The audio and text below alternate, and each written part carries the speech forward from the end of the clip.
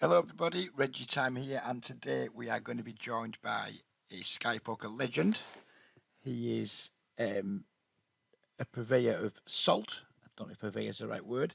He streams on a Monday night. He is an eccentric, possible millionaire, definite recluse, lover of Waitrose, hater of the poor, but all-round decent guy, Duesenberg. We're going to be looking at several hands that I have played on Triple Eight over the last day or so. He'll be absolutely furious with just how nitty I am in some spots, which is why I've got him on, because his reactions are quite often priceless. And no doubt he'll be throwing plenty of abuse at my way, but hopefully we'll also have some reasonable discussion about the state of no limit cash in general and in various different places. So in just a minute, we'll be joined by the man himself, and we'll crack on with looking at the hands.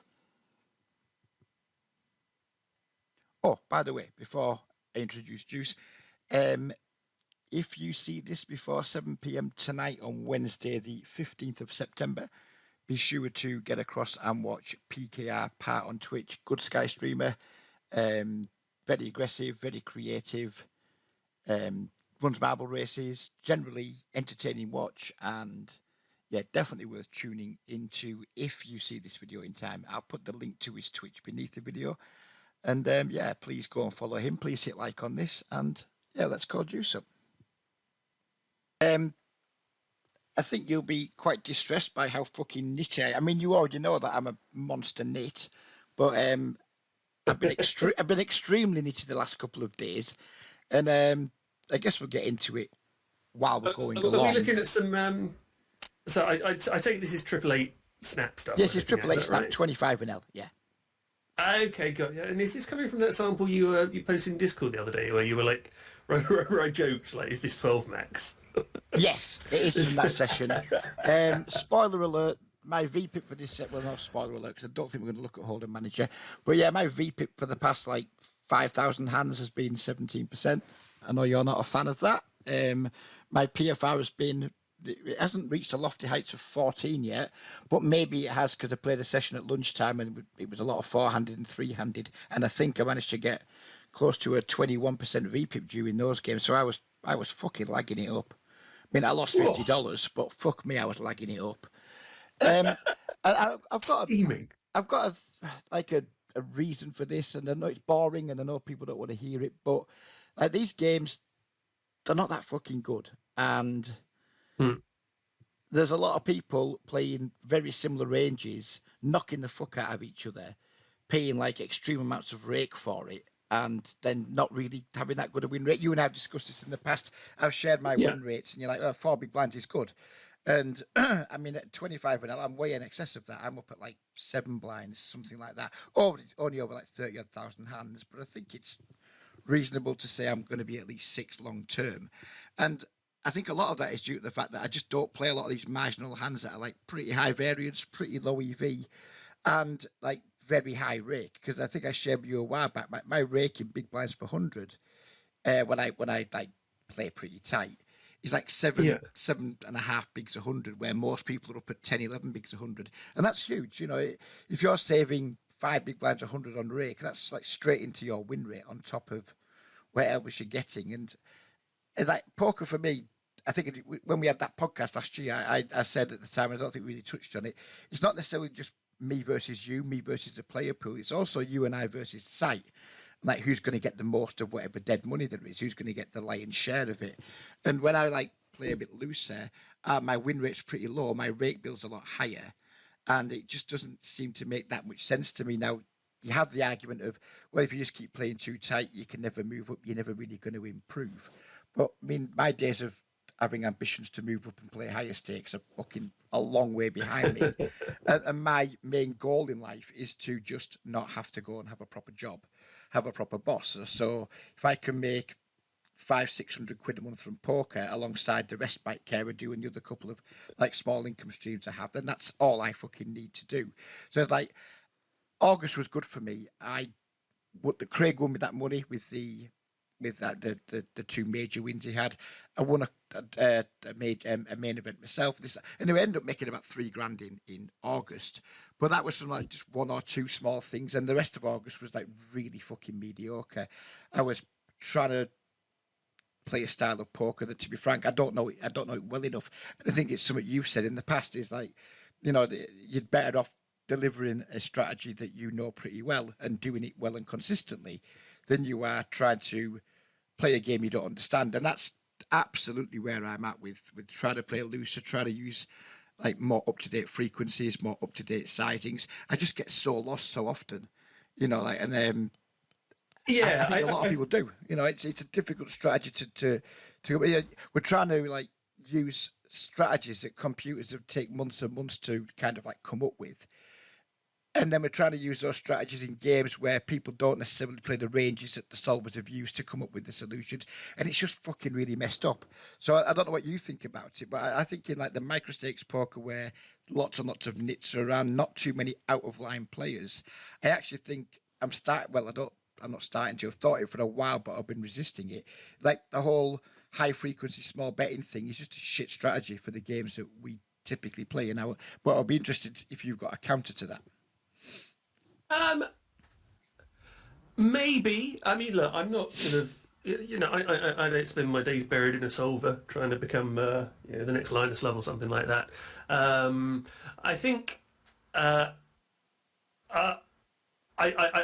think you find it uncomfortable with the whole sort of high frequency small C bet thing because you often end up playing more later street poker because people are going to continue more against the small size, and you end up, because you're going with a higher frequency, you end up with a weaker range on the later streets in inflated pots, albeit sort of smaller inflated pots than if you were sort of using a larger size on the flop more frequently.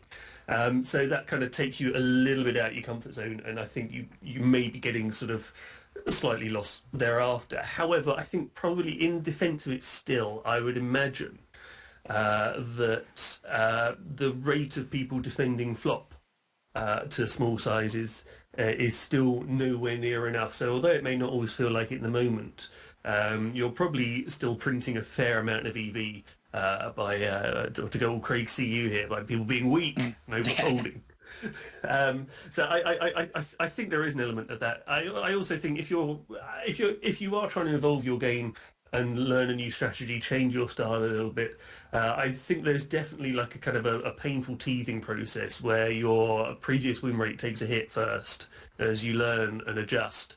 Hopefully, to ultimately come out the other side of it a better and more successful player, which is obviously the whole point of changing your game, looking to improve. But there is, I think, as one transitions, there is an amount of pain and a hit one has to take at first. Whether that ultimately is worth it or not is each their own. Just one other thing I would kind of go back to as well, just with regards to you talking about being really nitty in these games. I think you said like your VPIP was about 17% over the past however many thousand hands. Is that I think in a vacuum in these kind of games that can be pretty good because you're going to have in all spots you're going to have a really fucking strong range because 17 is tight and 6 max. We all know that. But I wonder how successful that's going to be in the longer term, based on sort of villains picking up on that after a period. And although it's speed poker, it's snap on Triple Eight, which is a small pool. So I think in a short period, it might work pretty well. If you were to play this game, day after day, week after week, month after month, with those stats, I think your win rate would drop off a fair amount as the small break pool would undoubtedly adjust to you. Yep, they're all. I mean, it's impossible to argue with them. They all make total sense. The one thing I would say about when you're saying, studying, learning this new style of play is, we've been around a long time. We remember how ABC poker used to just fucking print, and it was a relatively simple strategy to learn. You play pretty tight ranges. You don't bluff very often. You only tend to bluff when you've got good equity with your draws and things, and you make large value bets. And it was a simple strategy to learn. If you learned it pretty quickly. You could fucking print money. This, like the new modern style of poker, it seems like I can't even put a number on it. How much of a like bigger strategy is? Maybe it's like 10, 15, 20 times bigger in terms of like all the different branches of the game tree.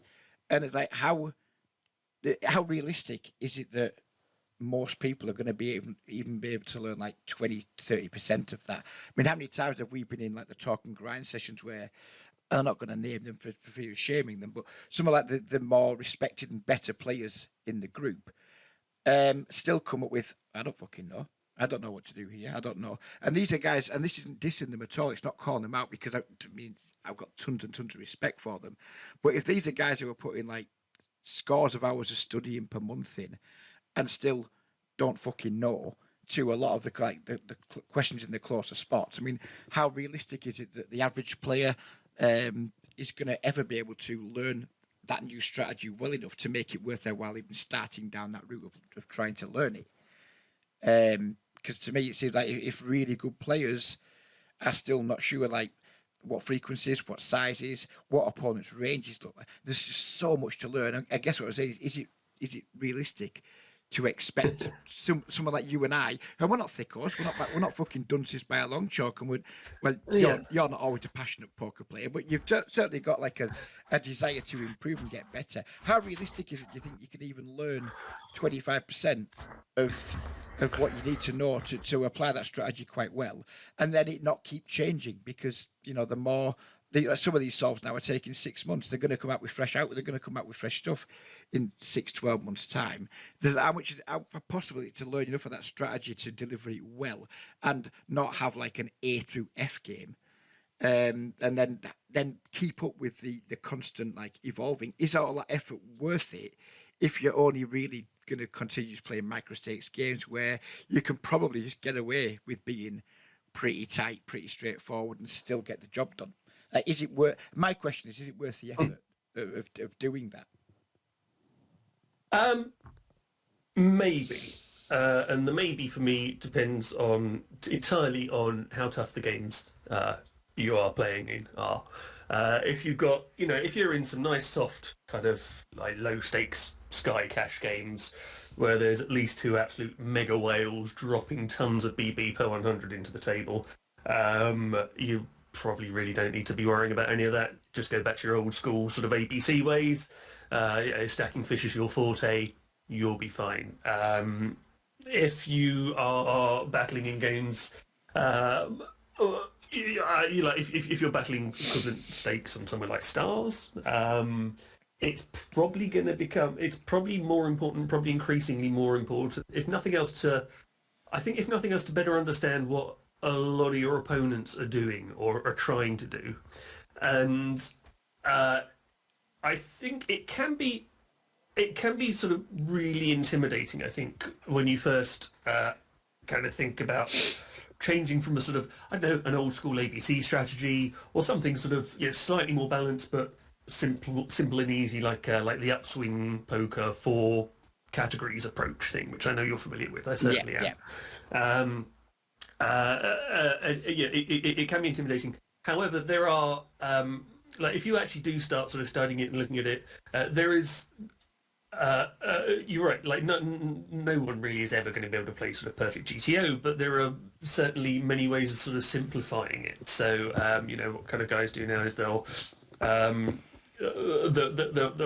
of categorize flop textures. So on these kind of flop textures, we're doing mostly this, and when sort of the solver output gives a sort of we do this size a certain amount of percent a certain percent of the time, and a larger size another percent of the time.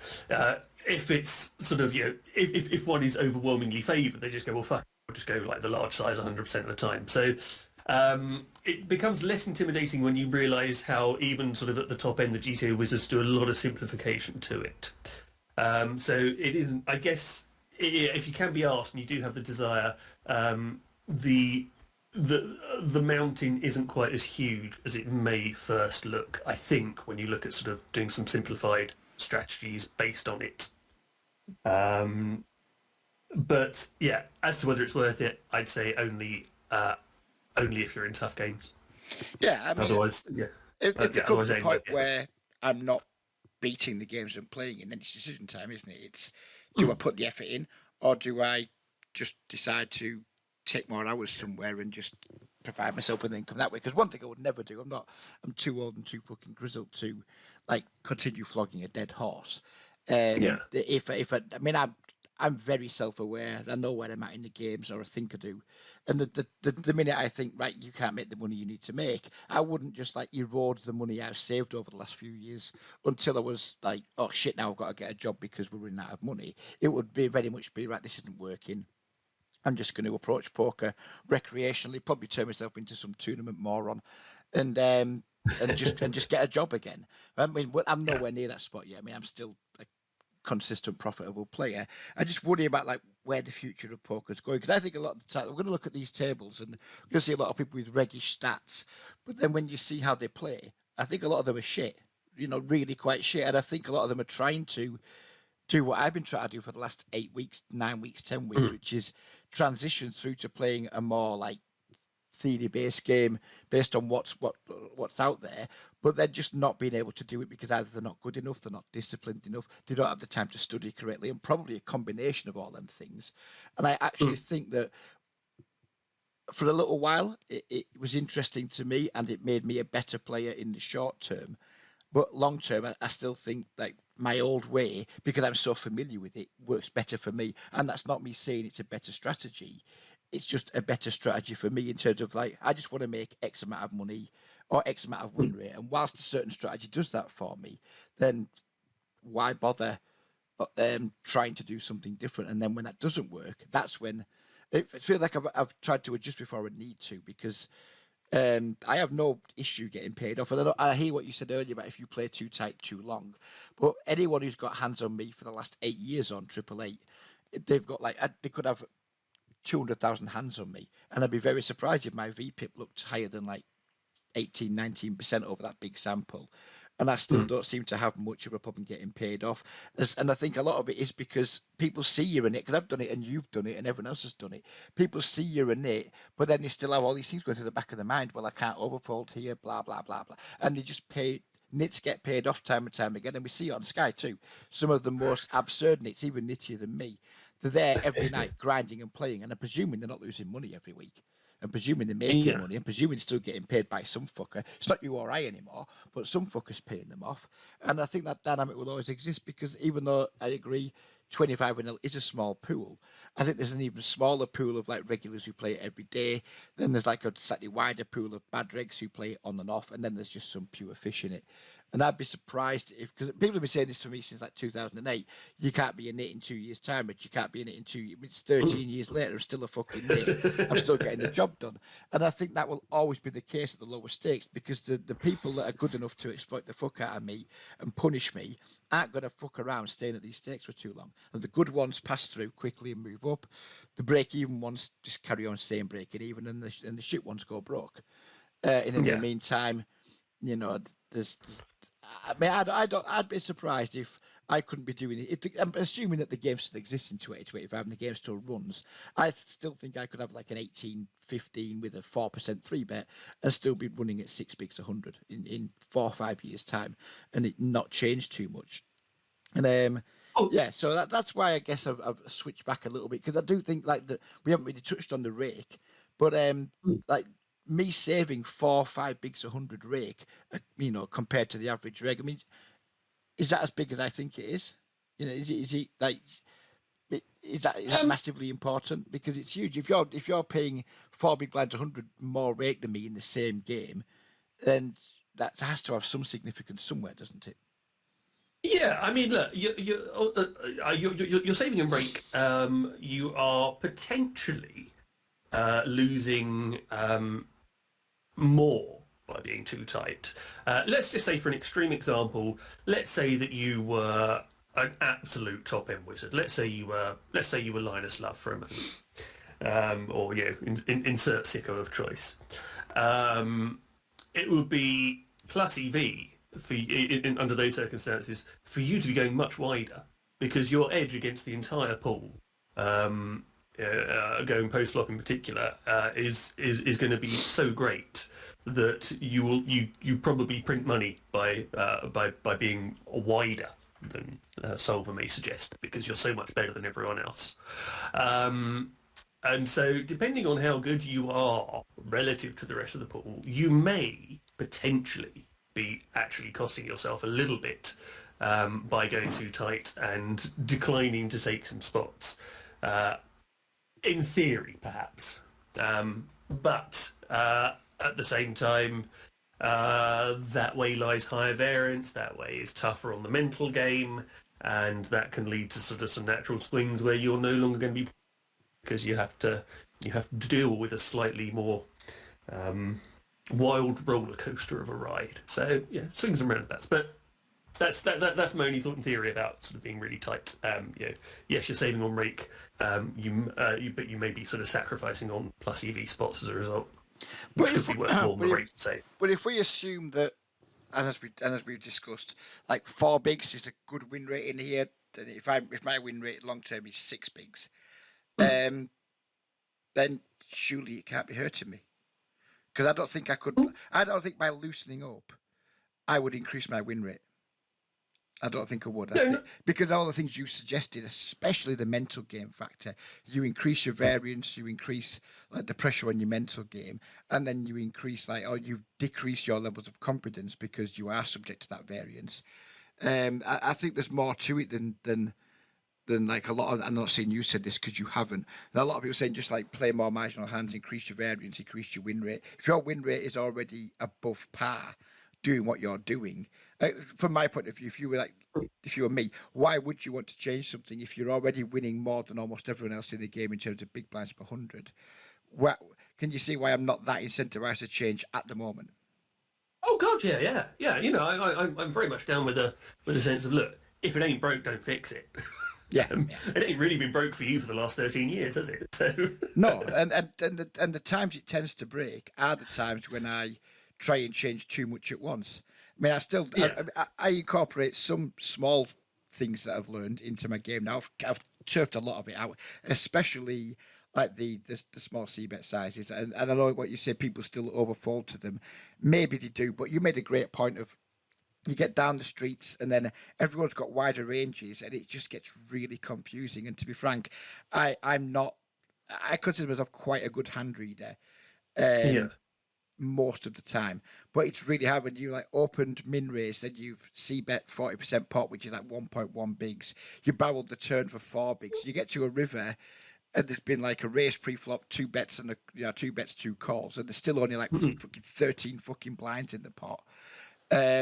Those river spots are can be really confusing. Then you bet again on the river, but because the stack to pot ratio is still like really quite high, it gives aggressive players license to get out of line. So then you're like, oh, well, everything's been small, blah, blah, blah. And I end up like bet calling too much or just being scared of being raised and so I don't bet. So I think I miss more value by using like this small, I'm not going to call it, I guess it's a small ball approach in a way, than I think I do by just making big fat juicy value bets. And then because number one, I get more value on my bets when they get called, and number two, I find it way easier to fold. If I'm playing against you on Sky and I've opened to 3x and I've bet 3/4 pot flop, bet 3/4 pot turn, and then you check raise me, you're going to have it. Just I don't care how creative you might think you are or anyone else thinks they are, your turn check raising range there is going to be way stronger than if I've min raised you pre, I've c-bet 1.5 big blinds and barrel 3.5 big blinds on the turn.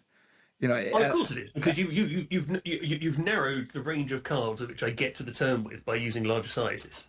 Yes, so it makes the bet fold easier, but I also think it gets me more value from you too, because you play you want to be more balanced than me in terms of I'm not worried about being exploited by overfolding, because I don't believe enough players are aggressive enough to worry about it. Whereas I know you are quite concerned about not overfolding.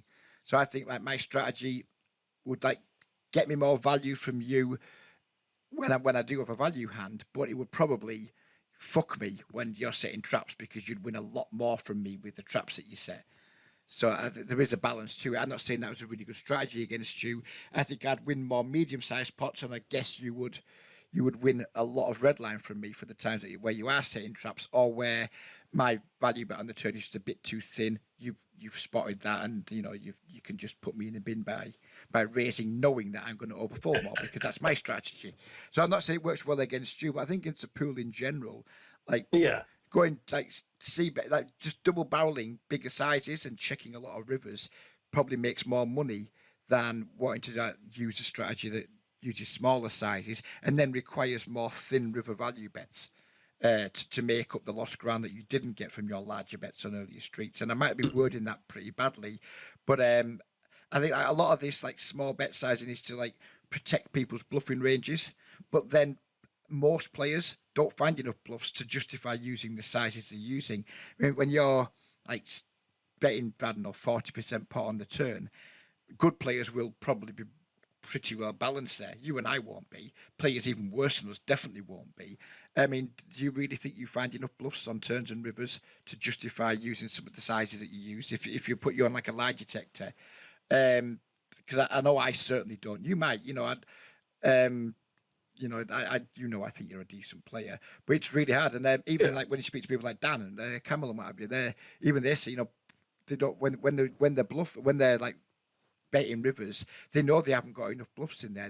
People struggle to find the bluffs. So it's a really, if we're struggling to find the bluffs, and people even tighter than us will struggle even more to find the bluffs, and why on earth would they want to use like smallish sizes when they're not even like they haven't got the right frequencies to justify those sizes?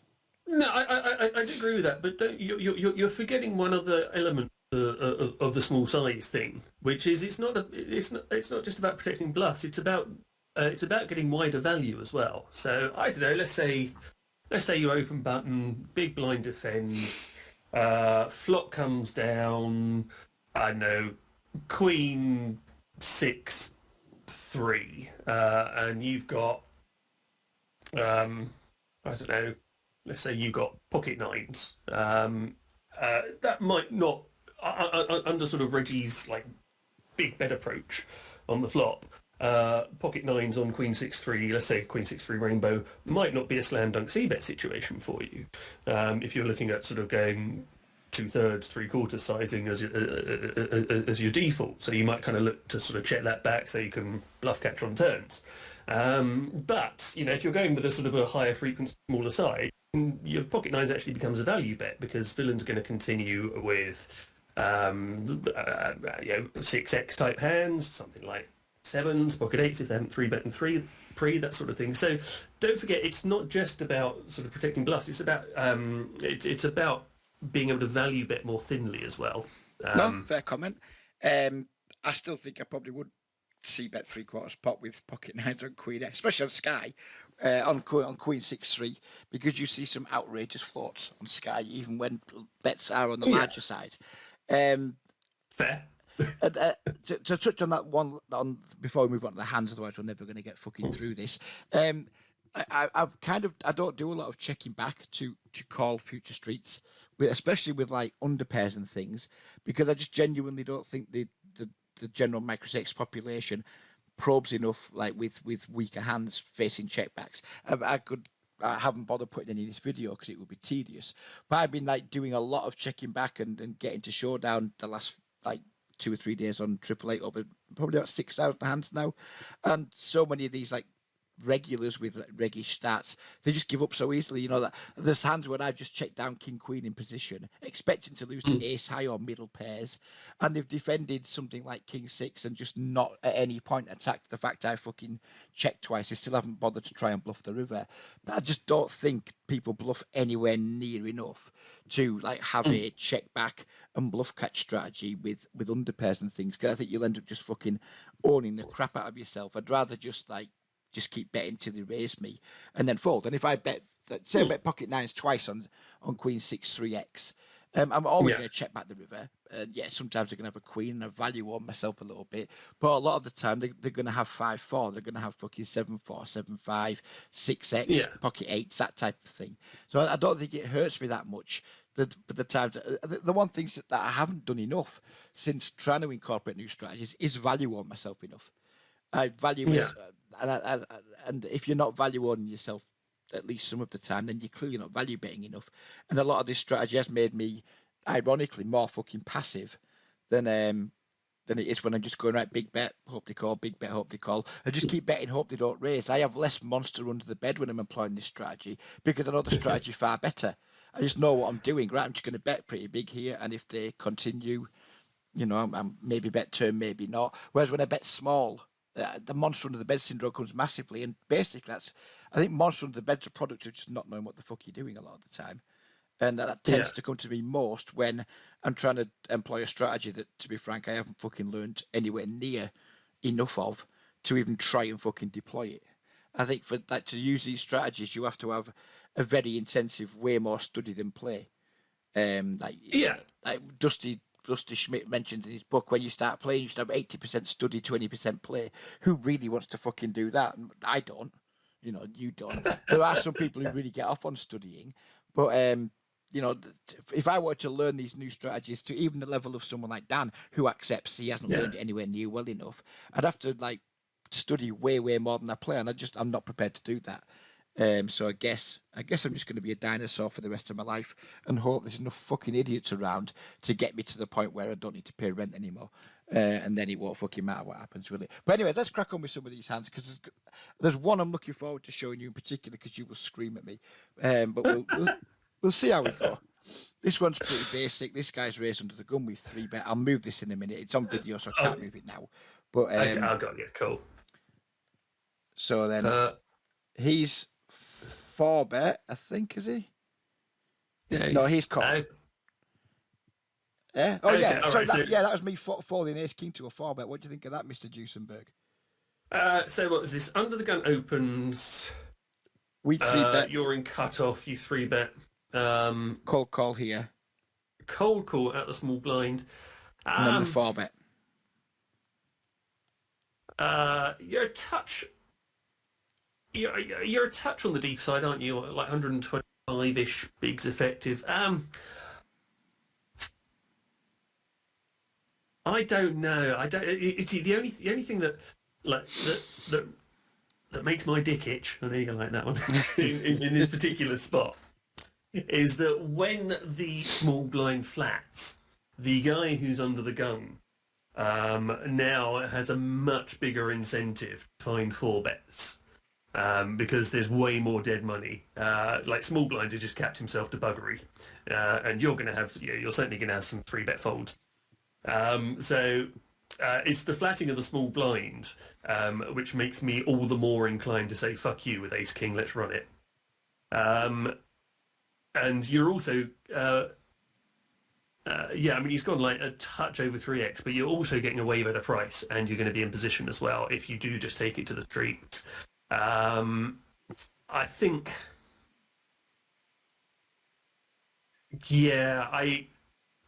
I don't love folding here. I don't love stacking off either.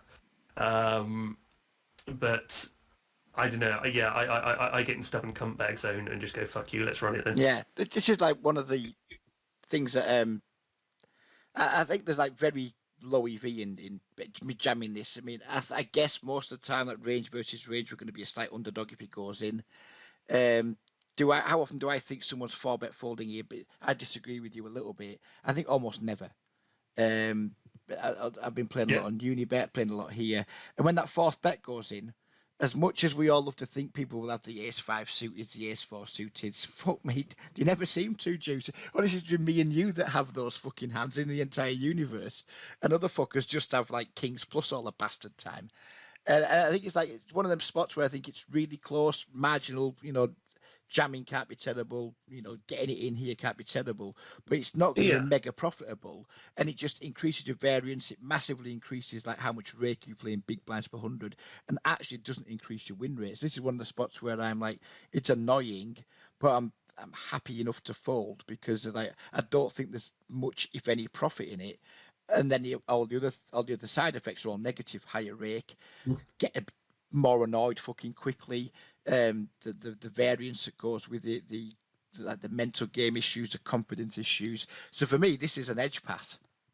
if I could throw one of your own phrases back at you, because yeah, this might be a slight I might be losing money folding this, but if it allows me to continue playing the session without feeling fucking salty, annoyed, tilted, if I get an extra half an hour play out of this because I haven't stacked off, in my opinion, needlessly, then it's just going to be better for my bottom line long term, even if this maybe is a slightly negative EV fold, if there's such a fucking thing's possible. I just think in these pools, the 4-bet bluffs, they're rarer than hen's teeth, in my opinion. Yeah. All right. Quick question for you then, with regards to this hand. Let's say, let's say that small blind doesn't continue and it folds back round to the under the gun player. So it's just you and him, and then he 4-bets, but to a bit of a smaller size, makes it like maybe like 23 bigs, something like that. Are you folding then as well? I'm I'm still not loving the spot. Maybe a little bit less likely to, because as we'll see later on, I think I got the hand, but maybe not. I think some of these small blinds, you say capture buggery. I think that some players are putting some slow players in this spot now. Remember, I did a talking grind not so long back. Well, it might have been a few weeks back now actually, and I flatted aces in a similar spot to this, and you gave me a bollocking. Basically saying, Rich, you shit cunt fucker and all that, which is completely fair dues. But I am seeing more of it where people are just like, they'll have aces, kings, queens here that would just get it in. And I'm not saying, I don't know if it's good or bad. I mean, if he's got aces here, I genuinely don't think it's a terrible play for him to flat. Because I think if he called 4-bets versus under the gun and a 3-bet, he's going to get infinite fucking folds, which probably makes it a really good call 4-bet bluff spot. But if I had aces and I was in this spot here, I could see myself calling at least a quarter of the time, if not more. But specifically, I really hate that if you're in the small blind. Like if blue chip is button instead, and he's in position at least. If he cold calls a 3-bet and he goes to the streets, that's fine. But yeah, being in a 3-bet pot out of position to 2 players still just sucks a big bag of dicks as far as I'm concerned. So in particular, if you're in the small blind here, I really hate like having a slow play. I can get behind it slightly more if you're doing it perhaps on the button. Or if this is a tournament and stacks are way shorter. I'm not saying we should do the play all the time. I think it's worth throwing in there occasionally though, because as you said, it's capture buggery. So if you don't want to be completely face, if you want to have some flats here, then you have to put some pocket aces and pocket kings in there, I guess, at least at some frequency. And I'm seeing that.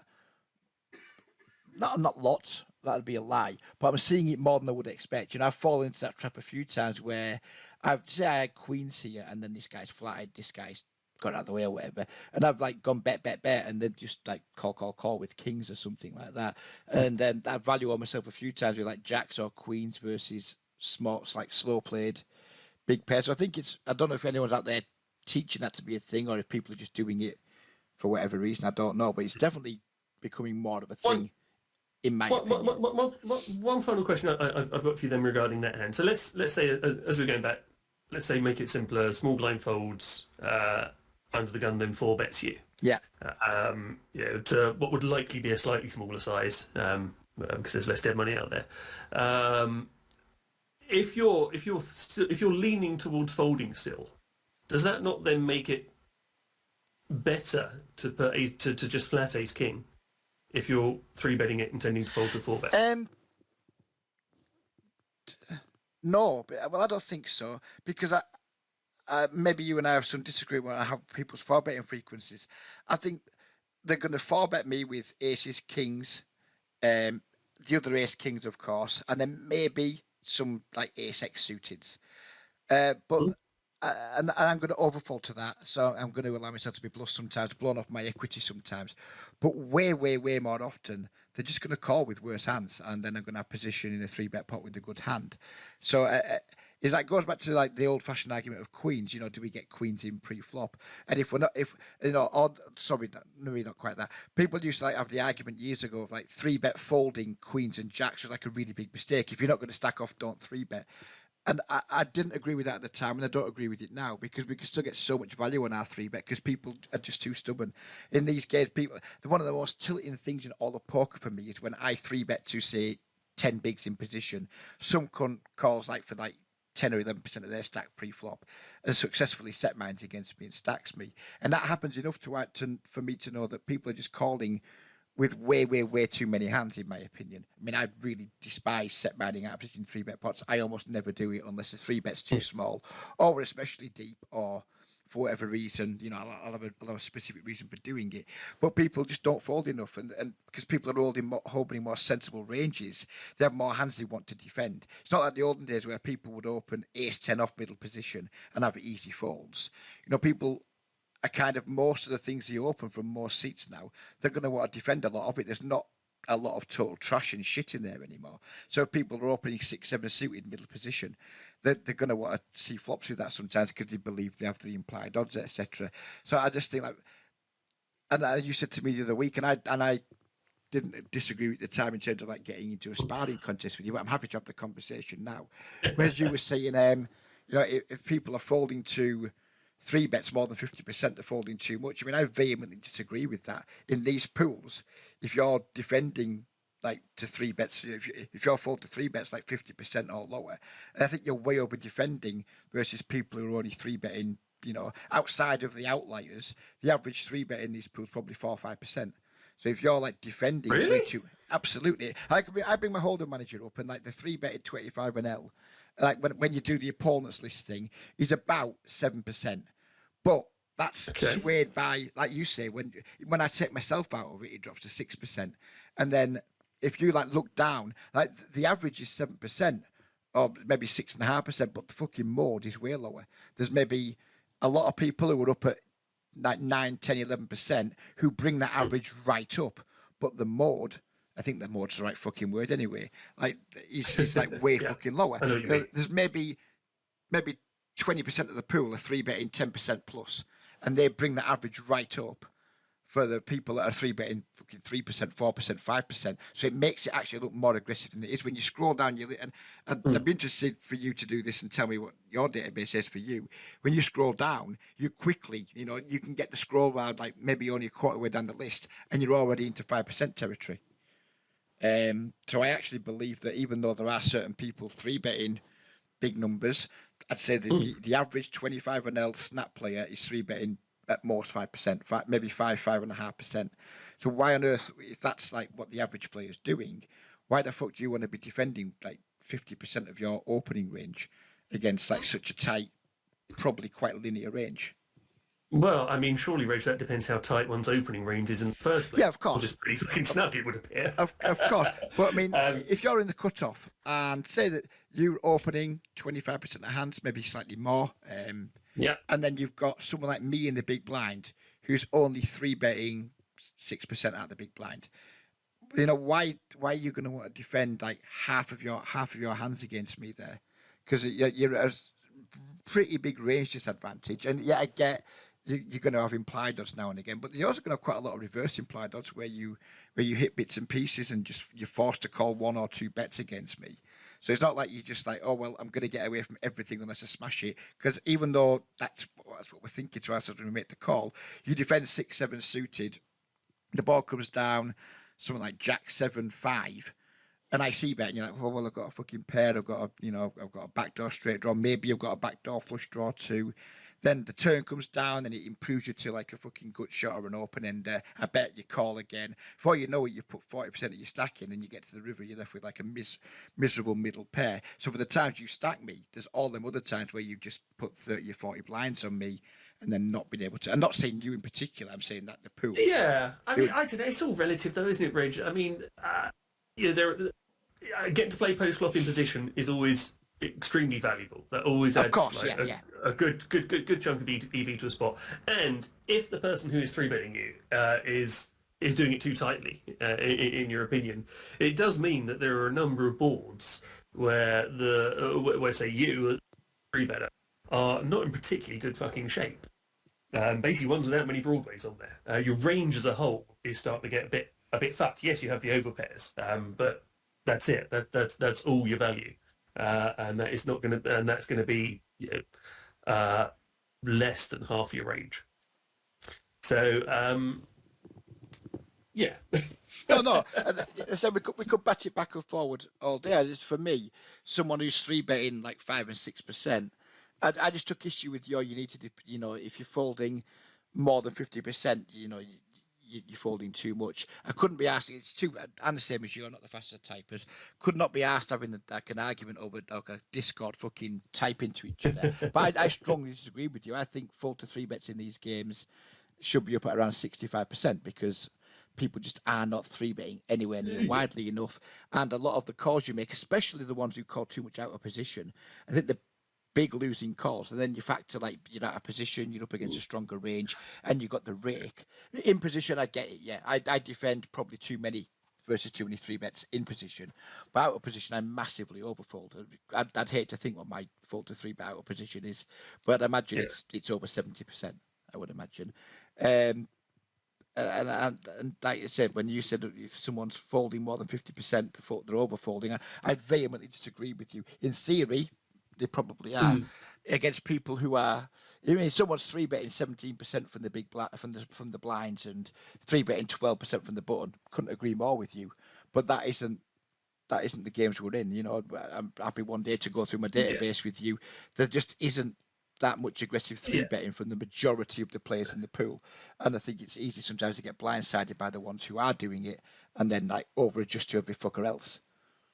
Yeah, that is fair as well. And just going back ever so slightly, kind of to the beginning of all of this, I think one of the things that you and I kind of like to think me as well, being slightly old school, have in our armory is the ability to adjust to both situations and individual opponents. I learned poker in that old way to what someone coming through now would, in that I didn't even know what sort of correct balance strategy was, but my immediate first question in any situation is, what do I know about my opponent? How am I going to adjust to my and I think you're very good at that, and you've got that in your arsenal. And yeah, that's follow your instincts. I'm never going to criticize that. Yeah, I agree with that. I actually think that one of my better skills is like I have a better understanding of what the population's doing than most people too, because I think a lot of people think the population's doing a lot more of the modern stuff because they're doing it and because they think, oh, he's a reg, he must be doing it too. I think my population reads are more on point than most of my peers. I think that because like straight earlier when I said I think the most players are three betting like less than 6%, you were like really, and again I'm not saying my population is better than, well, I guess I am saying my population reads are better than yours if you disagree with that because it is just I pour through my database, I look at people, and outside of the most aggressive regulars, there's still a pretty tight, passive, weak type pool. And I think because I'm more aware of that, I think that helps me more than it helps a lot of other people who are just like, well, no, this guy's a regular. He's going to have this, he's going to have that, he's going to have the other. And I kind of have the opposite like default read of he's a regular, he's probably going to be quite fucking weak, tight overall. He's going to have some loose opens. He's going to have some like maybe the occasional fucking loose three bet. But overall, he's just going to be playing tight, solid poker and being pretty face up. And I think that my population read is probably better than a lot of the other regs that I speak to because I think they overestimate just how aggressive and how good a lot of them. Well, not even good because they'll say how aggressive they are, but then they'll call them shit in the next breath. Like how much shit does like a lot of the better winning Sky MTT regs get? Everyone's like, oh, fucking arrogant is shit, Seekers is shit, Skyfly is shit, but they fucking bin people on a daily basis, and then like it's like almost like it's like, oh look, I'm Duesenberg and I could be dead loose aggressive, but when someone else does it, I think they're shit for doing it. And I'm only using you because I don't want to call other people out. I actually don't think you think right. Like that, but lots do. We read the Discord enough and we see enough salt poured on people who are shitter than arrogant, who are shitter than Skyfly, who are shitter than Seekers, and they're calling them shit. So these people, like, I think A, they lack awareness of how shit they are relative to like what good poker is, and B, they're too quick to just tear someone else down and say he's shit too. I think most players don't understand the pools they're playing in as anywhere near as much as they need to. I think that's like a pretty big advantage of mine is that I am slightly overcautious, but it's because I believe I have a better population read on. So are most of our fucking opponents, even the crazy ones. They have it most of the time. I don't care who you are. If you 3-bet pre and fired 3 shells, more often than not, you're gonna, I wouldn't like to put a number on it, but it'll be a big one. You're just gonna fucking have it. You're just going to have it. And then the ones that level themselves into, well, this guy's really aggressive. I have to call here. Just don't understand what most players are doing because when it goes 3-bet, bet, shove, river, it's just going to be a monster nearly all of the time. And people don't understand that. And I think they make pure adjustments, I think, to the population in general and to some individuals. And I don't mind being called a nit because I think it saves me in a lot of spots where other people just go broke, I think. No, I wouldn't argue with that. I'm not into salt anyway. No, you and I were some of the most reasonable, fair-minded people that YouTube and Twitch has ever seen. So we've opened the Queens here, and we've had 2 callers, button and small blind. Both these players were unknown to me at the time, and the HUD's not working again at the minute on 888, so I was HUDless. So this guy's just fucking donk chupped. He just donk jammed his full stack. Yeah, right, okay, first off, immediately I'm 4-betting this pre. The reason I'm 4-betting this pre is because the big stack has flatted on the button. Was it a 3-bet? I thought it was... Oh, right, okay. Yeah, I didn't... Tell you know the action better than I fucking do. I wasn't aware of that. Okay, yeah, so... Yeah, the guy who 3-bets, he's doing it off, 75 bigs? And I'm always happy to stack off queens for, say, 75 bigs. No, the guy who's 3-bets doing it off... Well, it doesn't really matter because we've only got 100 bigs anyway, but... Yeah, the guy who's... No, he's not. He's not. Oh, hang on. No, small blind 3-bet. So button flatted, and then the small blind made the 3-bet. The short stack was the 3-bet. Oh, right. Why am I being a cunt? Well, yeah, I don't know. Normal.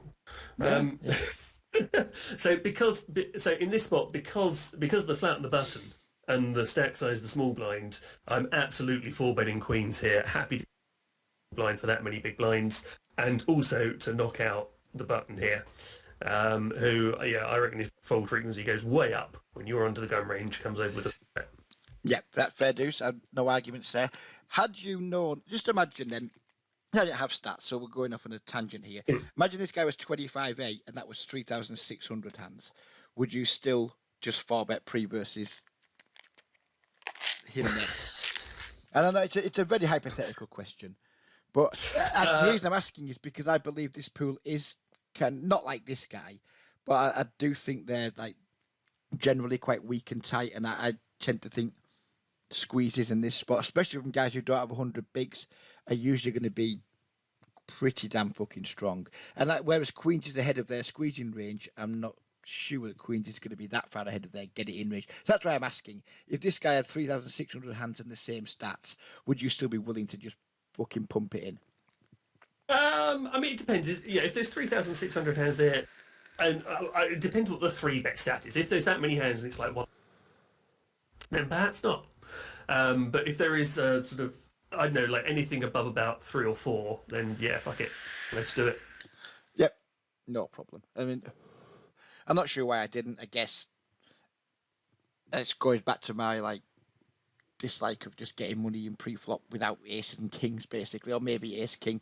I've discussed it a few times in Discord with people saying I just don't think queens in the games I play in is that profitable to get it in pre. I guess it's way more profitable to get it in pre if you're getting the last bet in, which we would have been doing here again. We wouldn't be getting the last bet in. We'd have made it. You'd be 4-betting, then button folds with a way higher. Thereafter, and then then you either run it or you take it to the streets. But that's my approach there. I think multi-way 3-bet pots are incredibly horrible and well worth avoided where possible. Especially with a hand like Queens that wants protection and can be perfectly happy to 4-bet and get it in. We'll just run this one through now because obviously we're going to call. It's not even. I don't even know why this one's made it in. To be frank, maybe there's some comedy in his hand. I don't know. There might be some comedy value going on. I haven't got a clue. All right, no comedy value, just whatever. Don't know why that one made it in because that was dull as fuck. Other than you Well, bollocking me for not 4 yeah, betting. still kind of comedy with how the small played the flop. I'd say. Would you be 3 betting this pre? Because I know a lot of people don't like flatting much pre-flop. Maybe from the button it's a better flat than here. I've started putting a few flats into my, like, I know this is 5-handed, but if they assume this was 6-handed, I've started putting some flats into my range here, pocket pairs, the occasional trap. I don't know, what do you think about that? I'm going to think you're not going to like it much, but still. I yeah, I so we talked about this before. General sort of six max cash strategy at the moment is moving towards, certainly in this exact spot, to having a simplified free bet or fold strategy, which I do I do rather like it. I've got to be honest with you, and one of the reasons I like it in particular as well is that our opponent is clearly playing 49-19. It's a min I didn't raise. know that at the time, but the player was from Ireland, and I don't. No offense to Quadsy if you watch this, but I tend not to respect UK players, especially Irish players, too much. But anyway, that's by the by. Yeah, absolutely fair. Anyway, it's a min raise, so yeah, the big blind, for example, is going to get a tremendously good price to continue. It's much easier for the button to flatten come along. So especially in a min raise situation, people are getting a better price to continue. Multi-way pots suck. Your equity goes right down. You got a good hand, you got a fish, a 3-bet to isolate, if nothing else, hopefully, for a heads-up pot in position. He's got a PFR of 19%, so he's going to have it's not as if he's a kind of a one of those fish who's got stats like 35 something, where their pre-flop raising range is diddly squat. In my defence, had my HUD been running, I would have 3-bet this like 100% of the time. But in a vacuum, I would also be 3-betting this 100% of the time. No problem. Because I've started doing this again. Lately, I have started, because squeezing and 3-betting just isn't that much of a thing in these games. I've started set mining more from this position, like just calling with like pocket 7s, pocket 8s, that type of thing. So just say we have ace 10, say you had pocket 7s here, would you be 3-betting that as well? Or would you be folding it? It's close, actually. I mean, like I say, I think in a vacuum, it's actually probably close to a fold facing a mid position open. Perhaps less so because it's a min open. If it's a min open, I'm probably. It's one of those marginal spots where I then immediately look behind me at who is still to act. And if it's a load of aggressive cunt bags, it goes in the folding still, because I'm expecting squeezes to sort of to happen a reasonable amount still. But if it's a passive looking table, then I will probably flat the 7s there. I'll put it into a rare flat. A rare flat. I like your rare flats. That don't always seem as rare as rare is. you squat on your stream there. I'm going to do a rare thing here. Then, but I hear you saying I'm going to do a rare thing 5 times a night. So like, how fucking rare is it? Who knows? It's my arrogant way of saying I'm going to make an adjustment. Deal.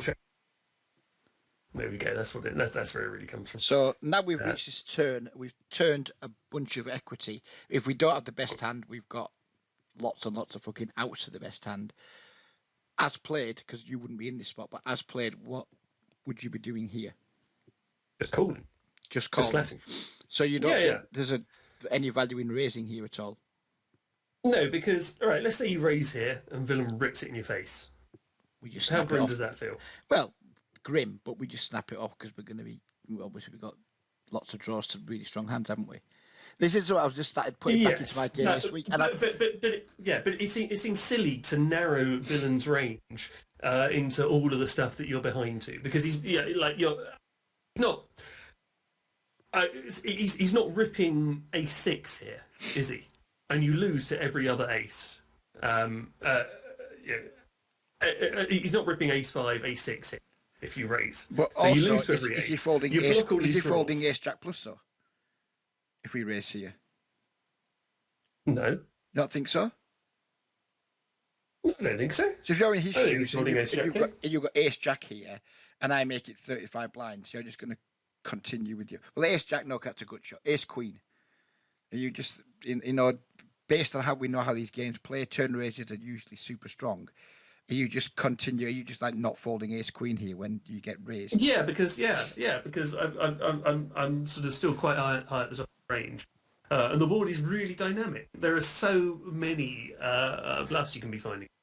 Right. Well, I'm going to tell you I'm going to raise here, and I'm going to tell you why. And I might be misunderstanding, but excuse me. To quote Craig's favourite person, Ape Styles, and to be fair, a couple of other people. I've been watching like a lot of good streamers because it's been WCube time, and they all seem to be at the moment having pretty big semi-ons, at least, if not a full hard, for just being really aggressive with their like equity, if you will. Like just play their equity, which is like a really old school way of playing. Flop a draw, fucking bang, get the raises in kind of thing, or turn a draw, get a big raise in, just push your equity advantage, or push, maybe not your equity advantage, but when you've got good equity, just be aggressive with it. And that's kind of what I've started doing the last few days, and it's gone pretty well, to be fair. Over a short sample of probably just running good. So maybe I'm misapplying what they're teaching, but I've heard Ape Stars say it quite a lot. Just like be really aggressive when you've got reasonable equity, and just like put the decision back on your opponent more. You're not having that. Am I misunderstanding it, or are you just not having it in general? Oh well, I don't know. I've been sort of watching that content you're talking about, but if you've got King Ten of Hearts, then yeah, maybe so. But here you're beating you're beating all of the bluffs still, and you're losing to all of his value range here. So I don't understand the point of inflating the pot when you're either ahead or behind, but you still got like so much equity either way. You got so many like rivers to like fill you up and give you the nuts anyway. It just seems a stupid sort of spot to me. And if you raise here and is that a result? Because I don't think he's folding ace queen. I don't think he's folding ace jack. I don't think he's folding ace king. And well, I don't know. I mean, he's a fish, so maybe he is doing this with ace five. But I don't know if he's a fish. Does he fold that? Do fish fold top pair? So I don't know. Yeah, I just I don't understand what this accomplishes. I really don't. I think you just narrow his range. You knock out the bluffs, which are going to barrel again, and you just narrow it down to the stuff that's actually ahead of you and you need. See, I guess that's where you and I differ in our opinion, because I think ace king, well, maybe not ace king, I think ace queen folds here a reasonable amount. Because when I raise here, I'm going to have sets, I'm going to have straights, I'm going to have two pairs. So why that's size as well, Rich. That's size. That's horrible. I think I just mashed a random button at this point, young man. I think we're just like let's just raise an amount where I just can't fold, kind of thing. It's old school. I told you I've got a bit more back to my old school ways, and small sample. They've been doing better than my fucking new school ways. But yeah, I hear your arguments, but I genuinely think like better hands fold here sometimes. What size would you go here if you had Jack 10 of Hearts? What size would you raise to? Around 3 times his bet, so around anything 28 to 35ish probably. Yeah. So why that dog shit size? Because I want him to fold, of course. Why do you want him to fold? What are you trying to make him fold? I'm trying to make him fold ace king, ace queen, and ace jack. Oh, good luck with that, mate. Good luck with that on such a dynamic board. Of course it doesn't work. Of course he calls. And then the king comes on the river. He checks. Do we value bet this? No? Now he's like called the turn. No, do you fuck? No, you check this one back now. That's played. After that monster raise on the turn. Look what he called with though. We had it crushed. Yeah, well. Well done you. I put more. No, the reason I've done. I put most hands in here that I think another reg would be like, "What the fuck are you doing?" Just to like create conversation. But I genuinely think, obviously, this guy fucking does it, or maybe he does because at least with his 10-9, he's got a draw. I actually think they do fold ace queen and ace king a lot. And if I'm wrong, I'm wrong, I guess. But I just know I put myself in his spot. If I've opened pre, I bet the flop, I bet big the turn of my opponent's raised, and I've just sat there with one pair on the turn against the field. I don't think Ace King, Ace Queen is going to be good very often as the action went. I think as this hand played out from Villain's perspective, I don't think Ace Queen's good very often on the turn in these fields where you just get raised pretty big on the turn. I think most of the time your Ace Queen's going to be fucking dust. Yeah, I mean, honestly, I might actually be folding Ace Queen there to Reg, who spazzes out and makes it 5x on the turn. So, yeah, maybe I do fold to that size. But, yeah, hey, look, I'm not playing, so you know the pool better than me. But, yeah, in a vacuum, there's much I hate about that hand. Maybe I don't, I just fucking think I do. Yeah, but going back to the equity point, though, I kind of heard a lot of Tonka goes on about it quite a lot. Ape Stars goes on about it a ton. I've read articles. It seems to be at the minute. It seems to be like it's almost more old school of like just if you've got good equity, just fucking pound money in the pot. Fair enough. I haven't got a good equity against the top of his range there, but with top pair, an open ender, and the nut flush draw, it felt like a spot where it don't really care what he's got here. I'm going to have reasonable equity even against his best hands. I'm going to be in like if he's got a set of aces, for example, I'm still going to have like 30% to win the pot. So what do you think about that in general? Just like using your equity to find extra aggression rather than because I think a lot of people that used to use gut shots as bluffs probably still do things like that. And I feel more comfortable using like my stronger draws as my semi bluffs rather than my gut shots or my whatever else that I might want to use.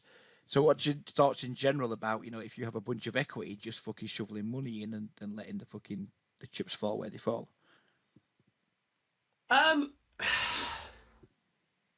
Maybe. I mean, that almost kind of goes back with people, the more new school technique, if you like, no to GTO, which is more like playing your ranges. So the equity that you have with range versus your opponent's range in given spots, which is why you get like high frequency, low sizing or boards in many positions, which Reggie of the present is not a big fan of. But I don't know. This is just like these kind of where you're already like got a made hand and a decent made hand. I don't really understand it in spots like this, where basically you're already way ahead or way behind, and you have a number of ways to improve on the river, and you're in position. I just don't understand So in these specific kind of spots. King 10 or Queen 10 of hearts, you'd have much preferred the race rather than when we've actually got a pair to go with our draw. I think so, but I mean, actually, having said that, even with something like King 10 of hearts, I honestly, even then, I don't think I would like the raise, because like if villain just like snap rips it when you raise, assuming you haven't gone like spazzy reg size. You're basically you're pretty much forced to fold, I think, and you just set fire to like so much equity. So actually, even something. If I had King 10, Queen 10 of hearts there, I'm probably still just flatting and realising and deciding if I want to do if you raise big enough, in the river. You're not setting fire to equity because you always have to call, don't you? So that's why we make it 50 bigs, because we're never going to get blown off our equity. Then we're just going to be on the wrong end of a cooler more often. No, well, I mean, then don't fuck about. Just go all in on the turn. Go all in. So here we have isolated a limper. No idea what's going to happen. 4.28. Is that the GCO way now, Reg? No, it's just it's 4.3 on when I click the button on 888, but it just turns out to be 4.28 according to Holder Manager. So yeah, okay. It's not something I've typed in. That's just I hit 4.3 and it comes out at that. All right, fine, fair enough. I mean, it's obviously king, so I just say fold pre, but there we go. So you ISO limper and you go full pot. Full pot against someone who we presume is going to be a fish. Yeah. Why the fuck not? I mean, it's kind of it's in theory this is the kind of pretty well 10x Jack X. He's gonna have like probably some stuff like Well, he's going to have some draws around this. He's going to have all sorts of gut shots. Queen 9 will be in there probably. Who knows how fives and non-believing whale.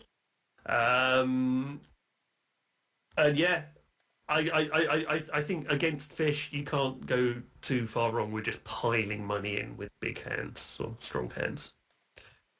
That's a bit of a vomit spot though, isn't it? When you get that turn and that action. Now what? Well, hang on, let's have a look. So you're getting what? You need 39% here. I mean, this is the point where like having kings like you rim because you block the kind of stuff you really wanting to have here. You just has to do this stuff like king queen, or king jack or something.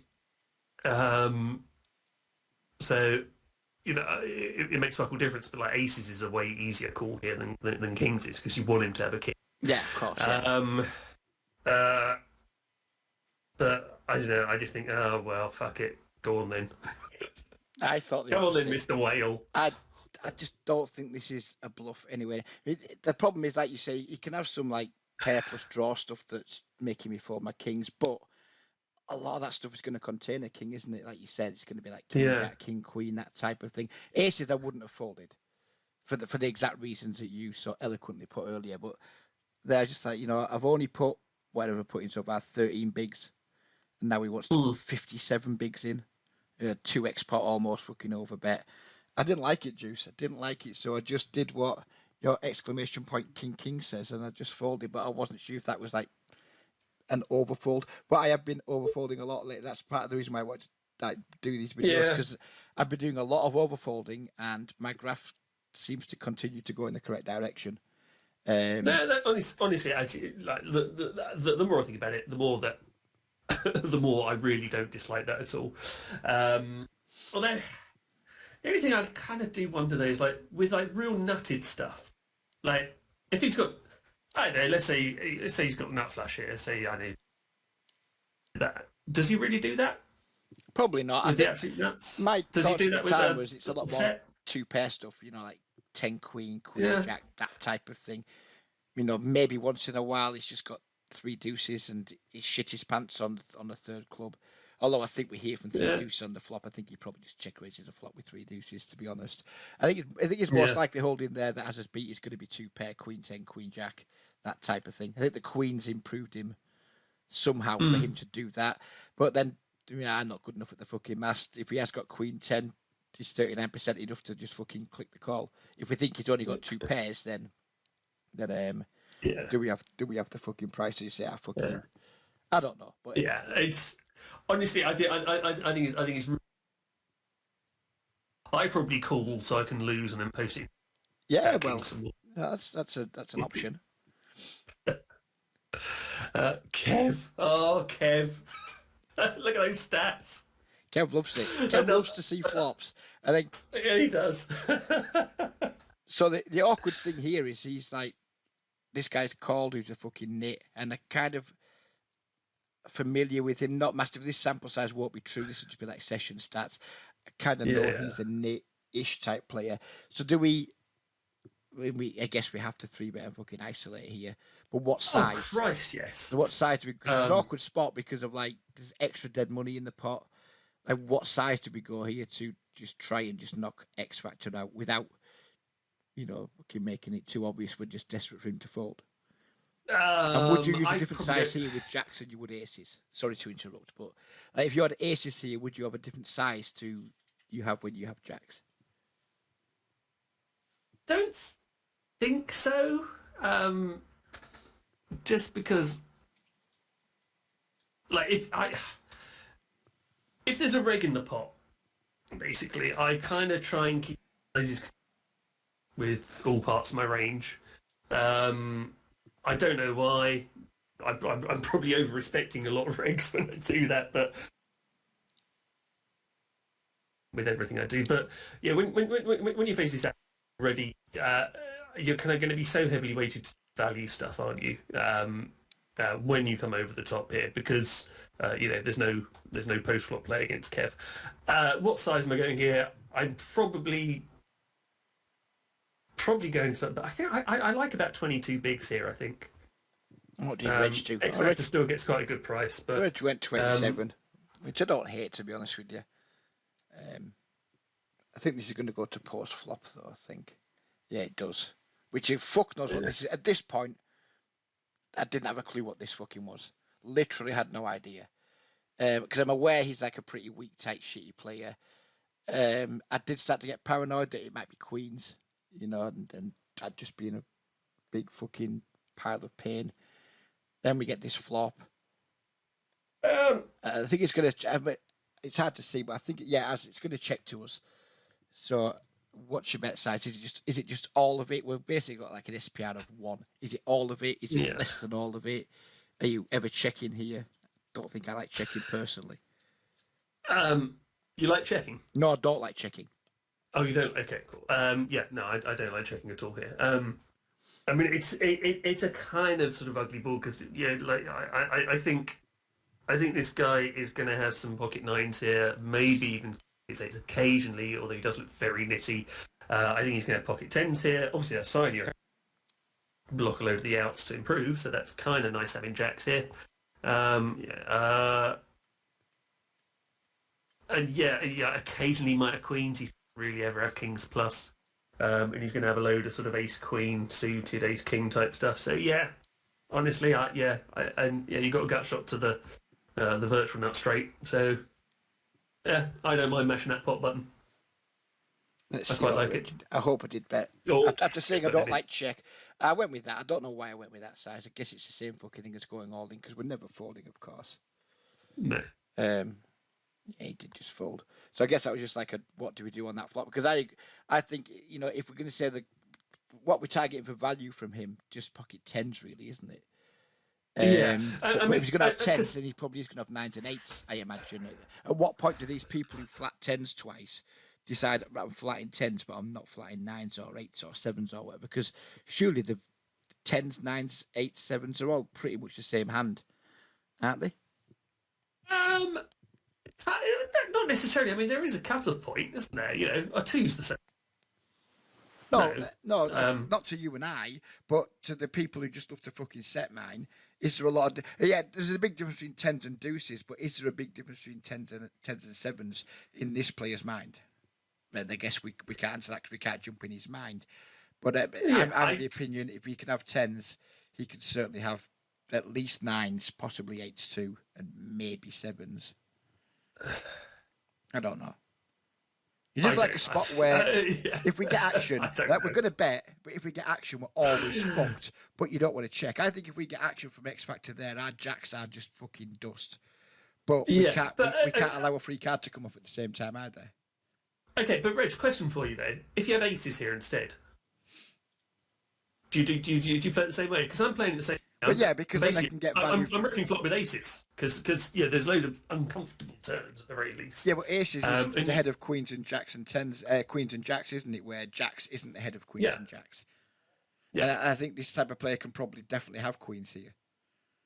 Yeah. And who fucking knows what else they're capable of having. So I guess that was just like a spot on the flop. We have to bet it, but it's just not a comfortable bet because we kind of hope he fucks off. You know, we're betting with jacks, hoping he fucks off because we know if we get action, we're probably fucking dead. It was just a bit of a weird spot. What did Kev turn up with? Oh, Kev just had the 5-9. Unlucky for Kev, making top pair and not winning. Yeah, sit cooler for Kev. That is a classic name teller, isn't it? It's fucking classic. Classic Duesenberg Monday night name tells.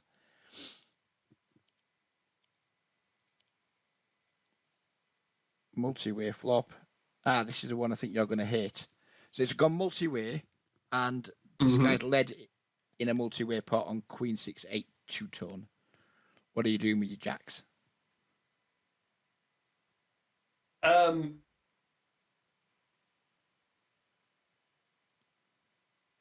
I'm sorry. I'm having a quick look around the table, see sort of what stat sizes are out there and like any stats we have.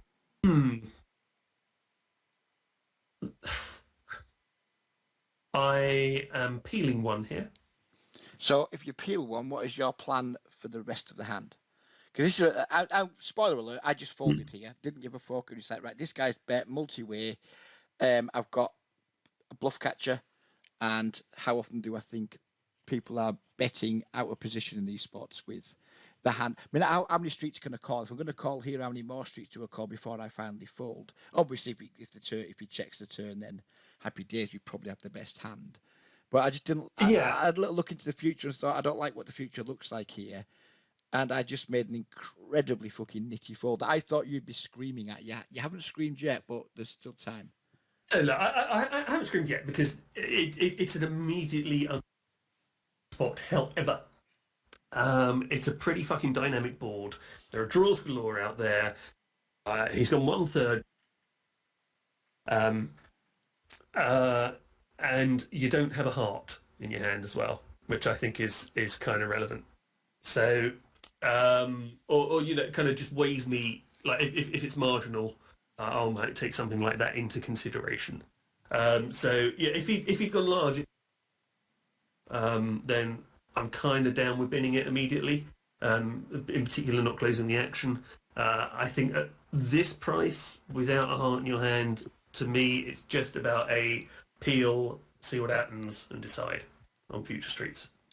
Yeah, and last week I would never have folded there. But I don't know what I'd have done for the rest of the hand.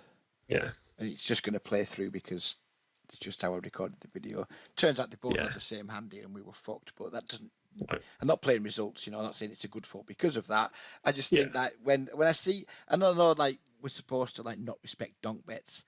But I just think when people donk multi-way and we have, like, an underpair, it doesn't feel like a great spot to... Even though it's a good underpair, it doesn't feel like a great spot to be like, yeah, I'm going to stick around here. I'm going to make you fucking show me a good hand kind of thing. No, yeah. I don't hate it. It is a horrible spot, and I think even fish, even really bad players are sort of sensitive and aware that they probably to sort of more often than not have a decent hand when they're betting post flop with 4 players still in there. Yeah. And I don't know why this hand is. It's just a fucking boring cooler. This guy doesn't... I'm familiar with this guy too. He's actually like a 24, 25, 11 type player. This sample is looking a bit more reggish. But this is a spot... Spoiler alert, he's got aces. But I was genuinely contemplating just folding to this particular player pre. Because I'm familiar with him. He's like... It says like 24, 12, 25, 12, 24, 11. That type of fucking player. So... Yeah. Against that type of player, is there any justification for like cold 4-bet folding kings, or do you just have to go with it even against somebody who is like very shit reggish, like passive?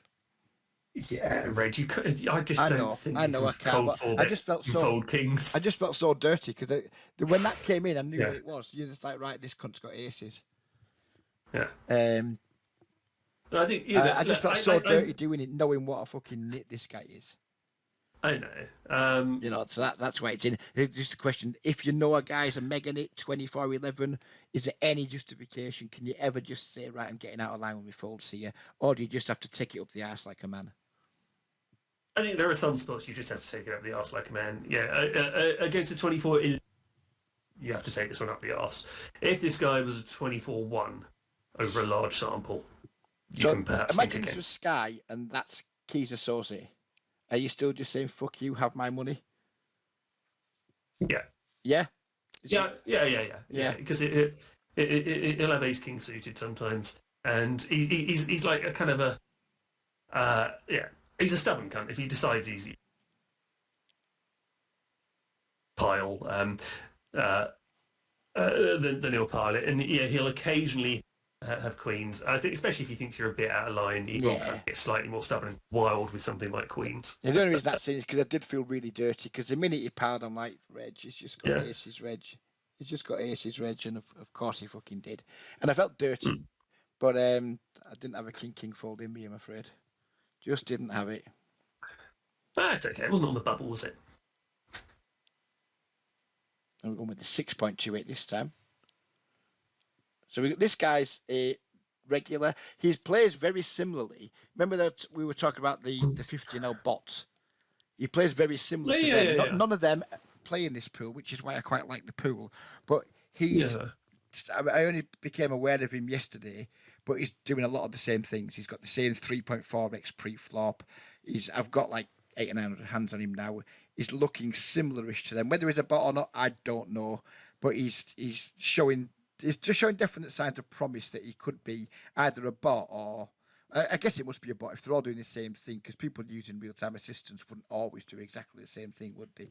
So I guess what I'm saying is this player could be one. I'm almost convinced the ones at 15 are bots, and I think this guy might be. Every time I've played so far, he's been in the pool, and his style hasn't changed once. It's 3.4x. It's if somebody limps, if he's going to isolate, he just isolates to 3x. I haven't seen the mother bots over limping. But he has done this, and so I could be doing him a disservice. This guy might not be a bot. He might just play similarly over a small sample to people who were. Yeah, that was one thing you mentioned. Back in the day, at least, like more in tune with the specific tendencies of the bots that were definitely present in these games. I have never ever strategy. No. So that and 23's well, again, I'm basing it on like players from like 3 or 4 years back now. So 23-16 over 171 hands seems a bit yeah. Yeah, I think the sample I've got now is more like, I think it's like 27-24, 27-23, something like that. But I'm not convinced. He might be he might be a bot, he might just be someone who's doing his best to mimic one. So I'm going to go for a check raise here. I don't know if you're going to like that or not. On this board, we've like, it's not a good board for our range theoretically. I don't want to just check call, obviously. So this is a spot where I will routinely go for check raises. If I'm at a position and I've represented like big cards and big pairs pre, these boards come down. I check raise a ton. I don't like check raising here at all. Not as played, not especially when he's overlimped pre-flop, because this is a board that that really kind of favours what would look like an overlimping range from a reg here, and really doesn't favour your ISO range here at all. So I'm fine with checking on this kind of board texture, but I think you just have to check call here because, like, I mean, what are you targeting for value here when you check raise? Not that much, I guess. For value, and probably not a lot. I think a lot of the reason I'm check raising is to maybe once in a while catch him with a smaller pair that just doesn't fold, or just like not have to deal with too many shit turns. It's probably a shit mental game league. Whereas if I lead here and the turn basically is any card lower than a fucking 10, I'm starting to feel really fucking murky. So like go on, mate. Sorry.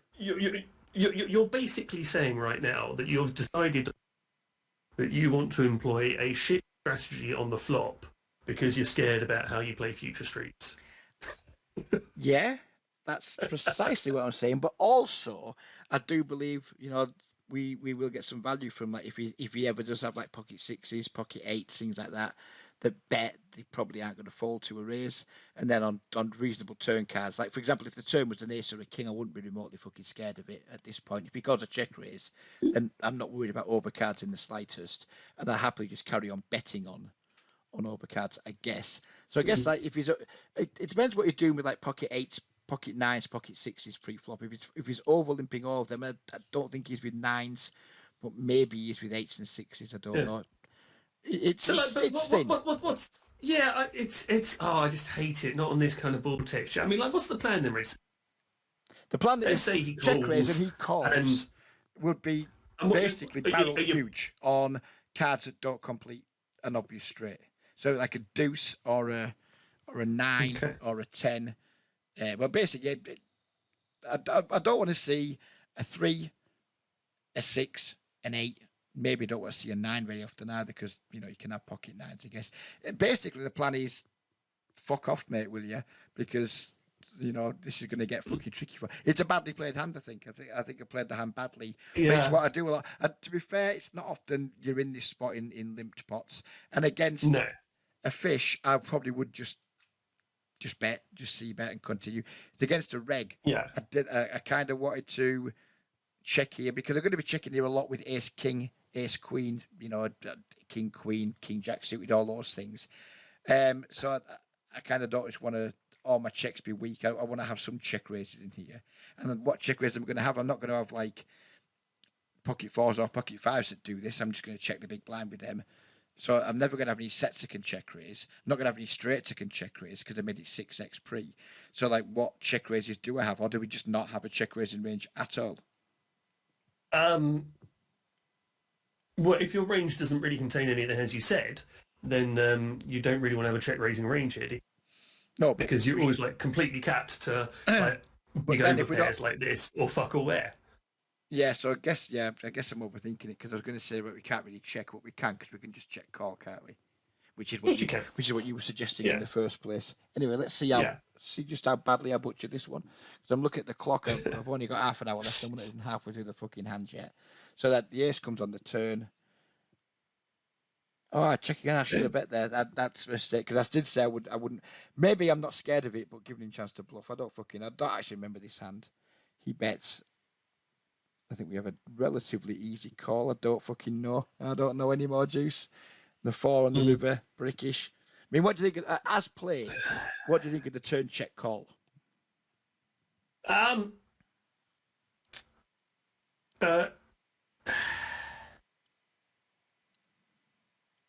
It's uncomfortable, really, because I agree that the is a relative brick, and you know what aces improve him? Sorry, what hands of his improve on the ace? Does he ever have deuce three suited? Does that ever overlimp to a fish with a 25 big blind stack? I doubt it. Does he ever have ace seven? If he does, it's probably only suited, and there's only a couple of combos of that. The ace is a red, so it's more his sets that I'm worried about. I think. I think he's going to show up with something like pocket fives. Do you think his slow plays his sets on the flop when I check raise? Actually, no, that's a good point. Maybe not. Yeah,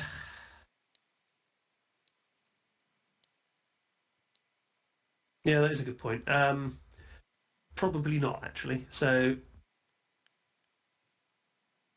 fuck knows. Yeah. Yeah, maybe this is like... That's what I was at.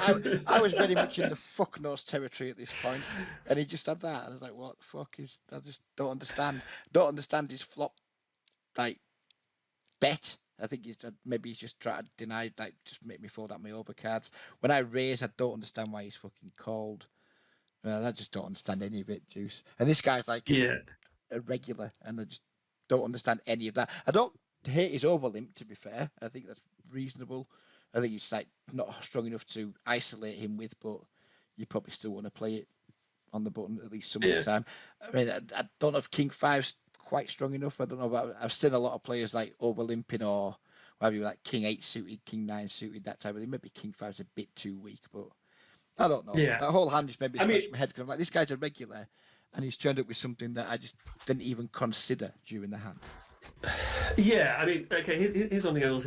Going back to the topic of bots from back in the day. Let's see, overlimping is something I never really sort of saw with them back then.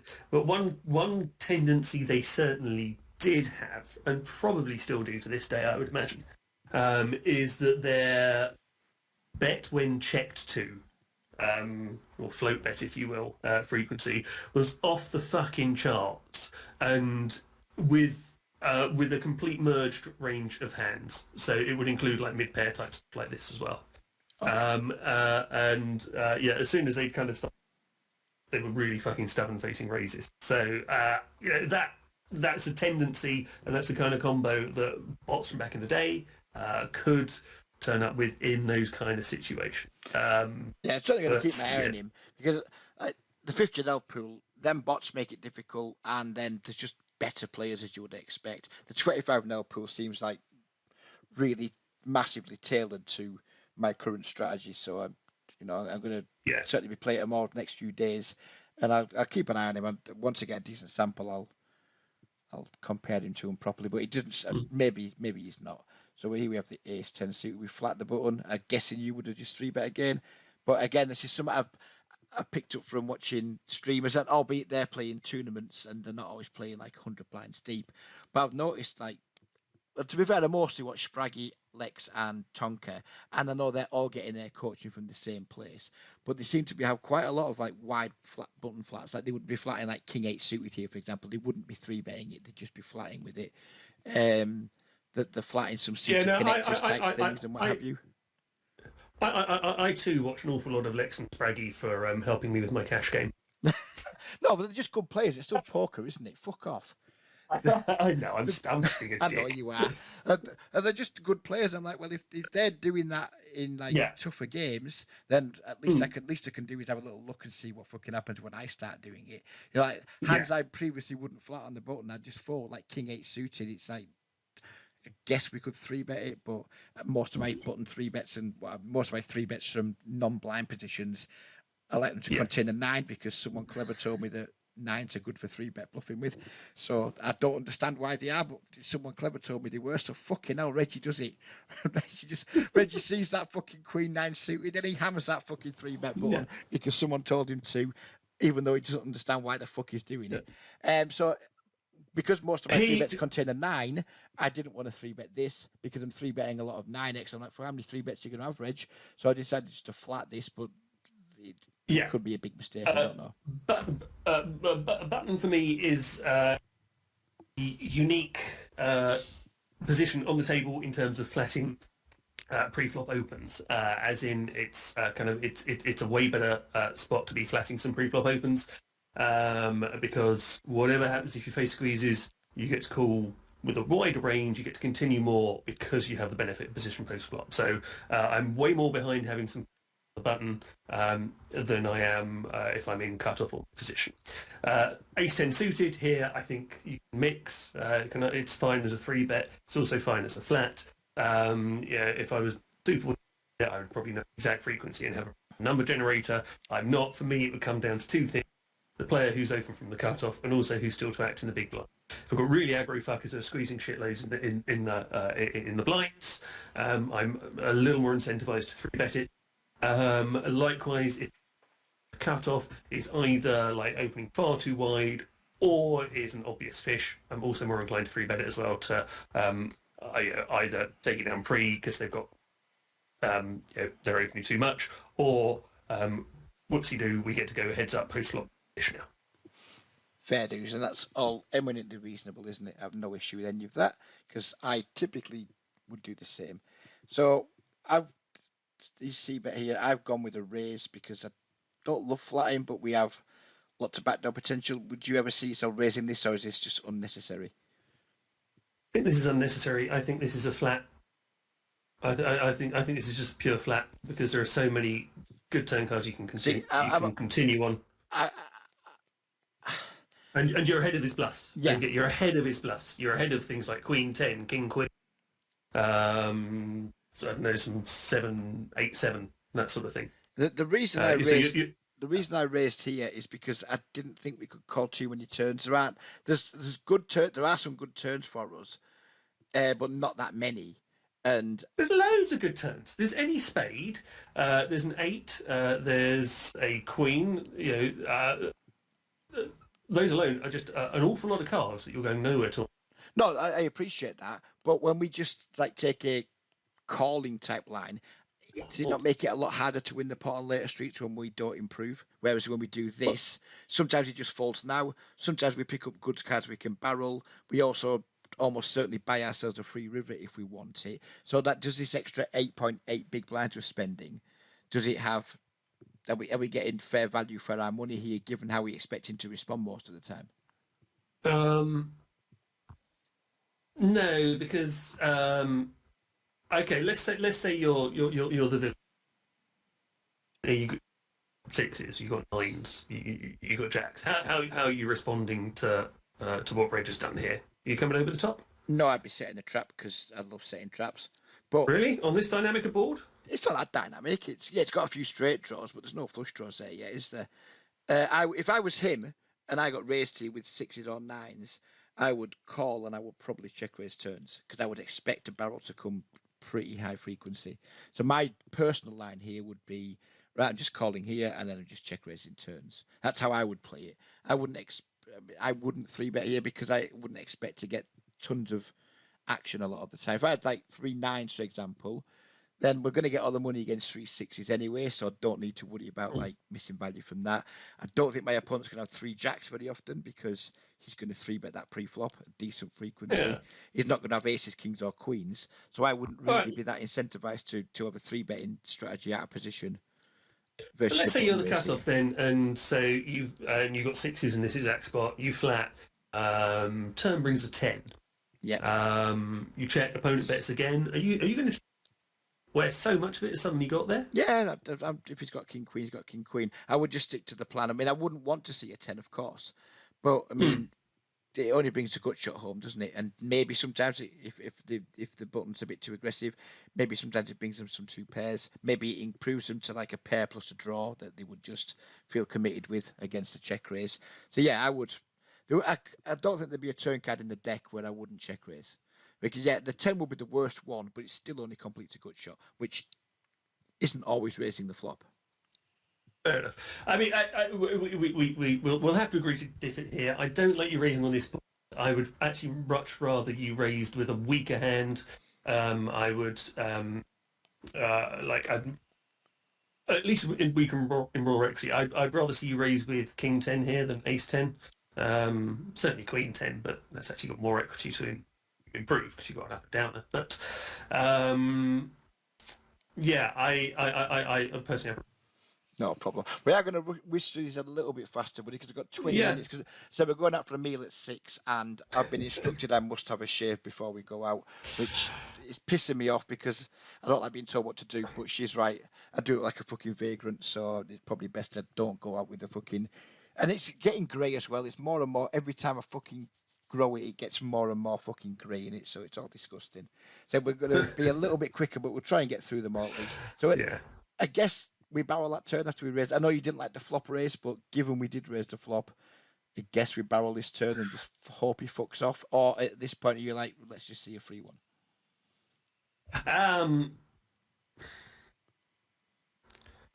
No, I think you have to barrel now on. I think you have to barrel on that. Let me get this river. And there's a slight tell in this hand as well as anything else. For you, I'm going to ask you, would you like to jam this river for value? As I was trying to weigh up whether to jam or not, he threw a throwable at me. So does that mean anything? Does him get into this river and then throwing a throwable at me mean anything? Would it ever change your action? Because it fucking changed mine. Well, in your mind, was that the guy saying, "Hey"? Yeah, that's a guy just trying to. Yeah, that's to me. It's like when someone, if someone's bluffing, they do fuck all. When you play live with somebody, if they're bluffing, they'll sit fucking stony still. They'll fucking won't tremble or anything.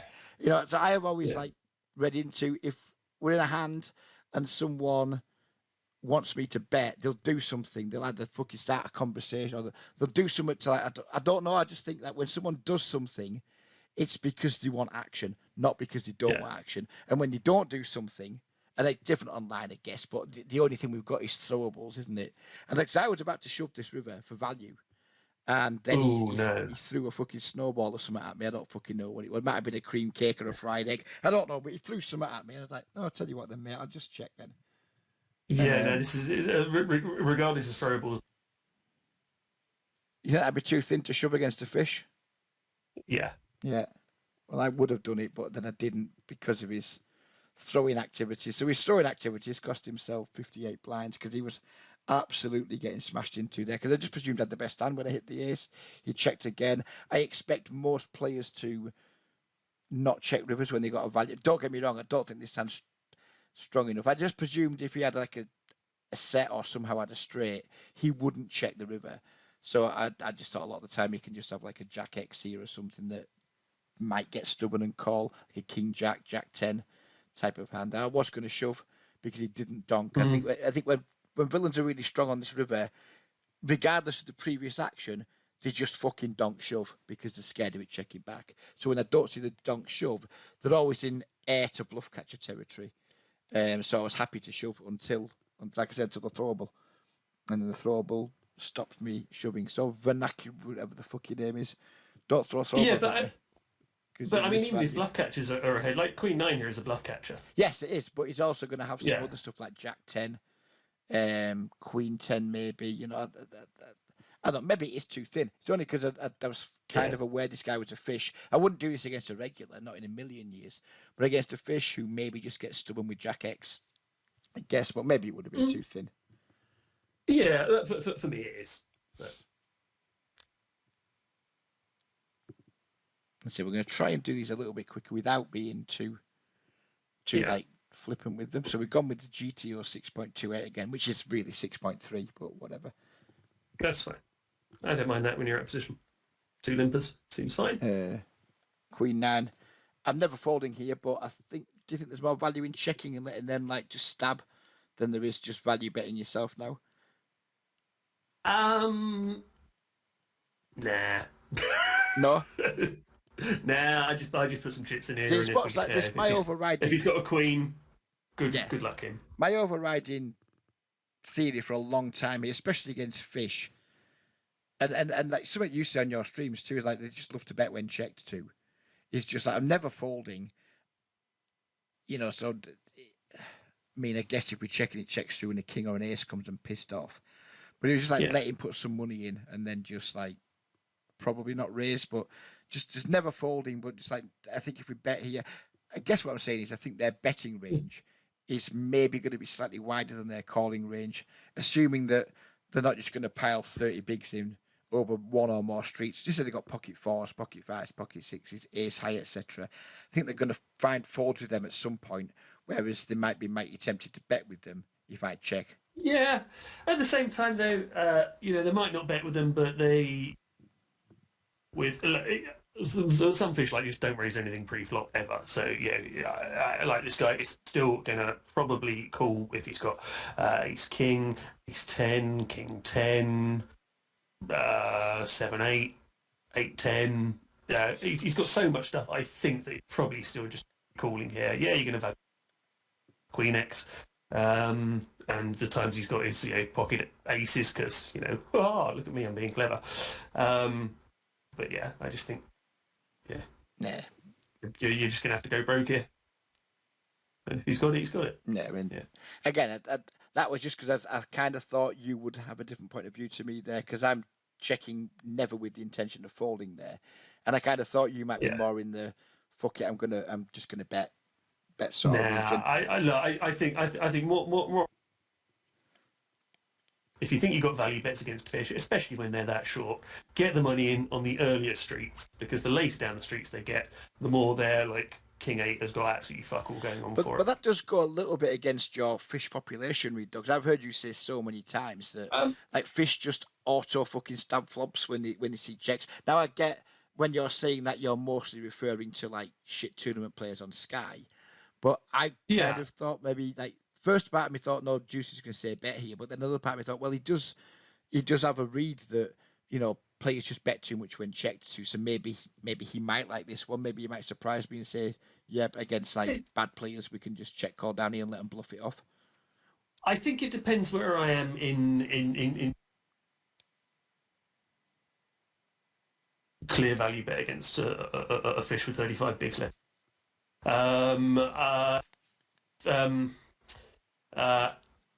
If I had, I don't know, I'm trying to think on this kind of ball, but yeah, basically, if my relative hand strength was, but still had reasonable showdown value, and I was working on that principle, then I kind of, I would have my sort of my weaker bluff catchy hands.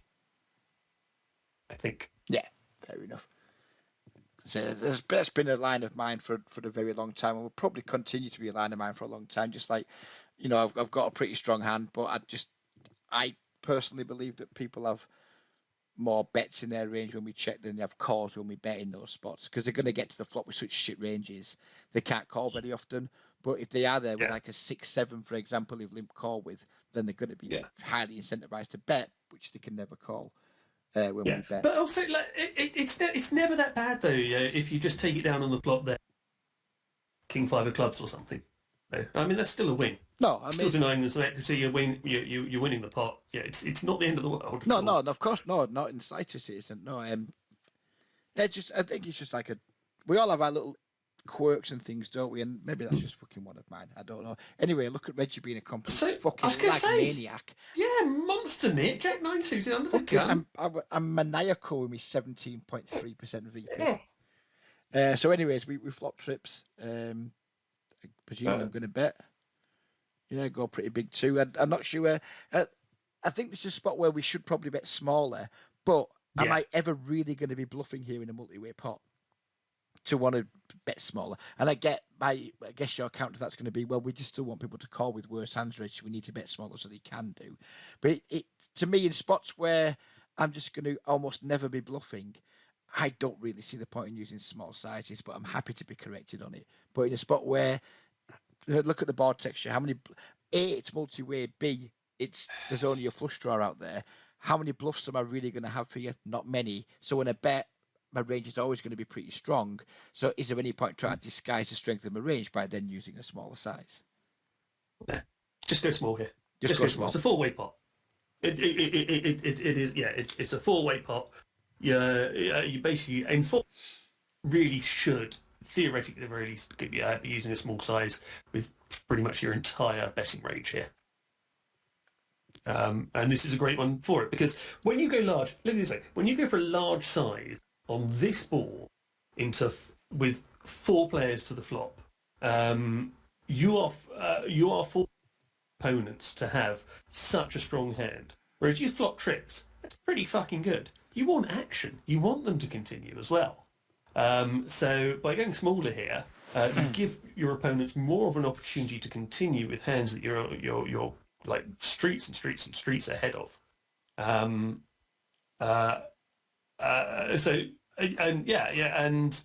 I know in those like rare times when you may have some bluffs, maybe some flush draws, maybe something like 9-10 of hearts.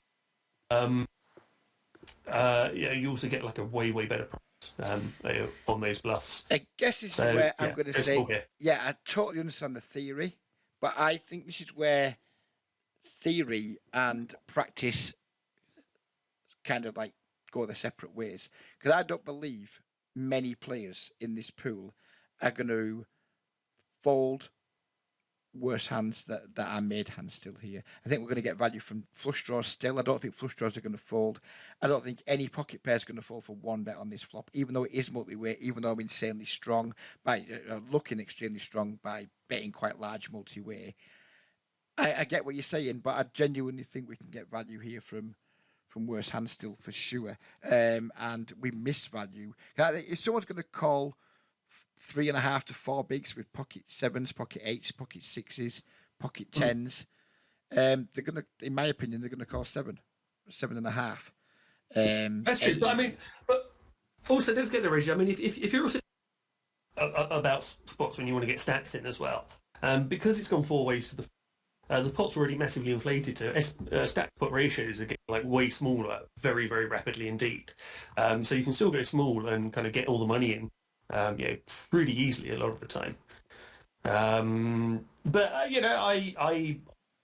appreciate your thoughts. I feel, I personally, I think this is a small size 100% of the time with whole range. So now what do you do when you've been fucking raised? So you've gone big in a multi-way pot, some cunts called and then some cunts raised you. Well, you are... you're going broke against a small blind, and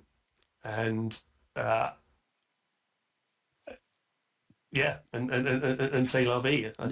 I think you'd just be calling though, wouldn't you? You wouldn't be raising, would you? Or would you flat like me? No, I wouldn't flat. You wouldn't flat, right? Okay. No, I wouldn't flat because, do you want to do you? No, I'm just sort of coming over with a view to take my chances against the guy in the small blind. We hopefully fold out the guy behind us here, who I think is probably fairly, who I think has us beat very rarely. So I think just jamming here never brings us good news. They either fold or we're fucked. Whereas at least when we call, we just keep a little bit the bullshitting. I think like jamming here, all the bullshit folds, and when they do call, we're fucked nearly all the When you time. say they, are we talking small blinds Yes, here yes, specifically? yeah. Now, I'm not saying Um, I don't think they're going to be fucking around a lot here, but if they ever are, jamming puts an immediate. These are spots where I just think, right, well, I'm all in. I don't care. I'm not folding. So let's just take a line that the very small percentage of bullshit he's got stays in the fucking pot. So this is a spot where yeah. I'm mentally committed. There's going to be no, unless this runs out like heart or something. There's no folding of my hand. So What do you think bullshit is though? I mean, have it's no like, idea. is this bullshit anything other than a flush? And is it then folding when you come over the top? I honestly don't know. I mean, I'm not very good at putting, what bullshit people will have. But Yeah. some people, some of the time, will have some bullshit. Or, Yeah. who knows what. It's one of the spots where, and again, it's just something I do, and I think it works better than jamming, is just, right, I'm all in. Mentally, I'm all in. But I'm just willing to just call and let him fire with, hopefully, even if it's only like 4 to 5 times in 100, it still works out higher EV in my opinion than just fucking jamming does, assuming that he's not folding a flush draw. Yeah, no, mate, I'm absolutely fine with that. It's the guy behind me though, in the Fuck position him. that I'm hating. Like, so say flat here, and I don't know, King of Hearts rolls off on the turn. Uh, then suddenly you're in an more uncomfortable spot with the guy behind you, who you're still like Yeah, we are. over I 100 get bigs that. effective with. In that scenario, that might prevent me from stacking off. If, like, the King of Hearts, if SGM Beast doesn't fold and Yeah. Zuto continues putting money in and a heart comes, a King of Hearts, that might prevent me. But I'm just assuming, rightly or wrongly, that SGM Beast's going to fuck off, because what the fuck can he have? He hasn't raised us. He's just going to, like, I just don't know. I mean, I'm presuming he's just fucking off a high percentage of the time. No, Rich, no, because look, he's just. I don't think he is, because he's getting a fucking mad. There's 62 bigs in there already, and he's got to call what, like 14 big blinds into a pot of 62, which will be a pot of 76 by the time he calls it. He's getting an obscenely good price. So there's not very much at all that he continues with there, which is going to be strong. He's flatted and under the gun open. He's going to have a strong, condensed range, and he's called a large bet, C-bet from you, into 4 players So this is on where that I guess board. we disagree a little bit, because I think he can still just have pocket sixes, pocket sevens, pocket eights here, etc., and they will just fold given this action. They'll just get the message. The times he's got a better jack or 4x or pocket fours, fuck my life, he was getting it all anyway. But I think that a lot of the stuff that is going to call twice here, I don't think he's got very much of it. I don't think there's very much of it. I think a lot of that stuff just raises the flop. Or after this race comes in, if he's got pocket fours or a strong jack, he might just back race fucking rip it in himself. I think a lot of his just flats of my bet here are going to be small middle pairs that just decide, fuck you, I'm not folding yet. That was my read on the situation. I agree. If he continues again versus this, then we might be in rough shape. Versus their combined ranges, we're probably in pretty fucking rough shape.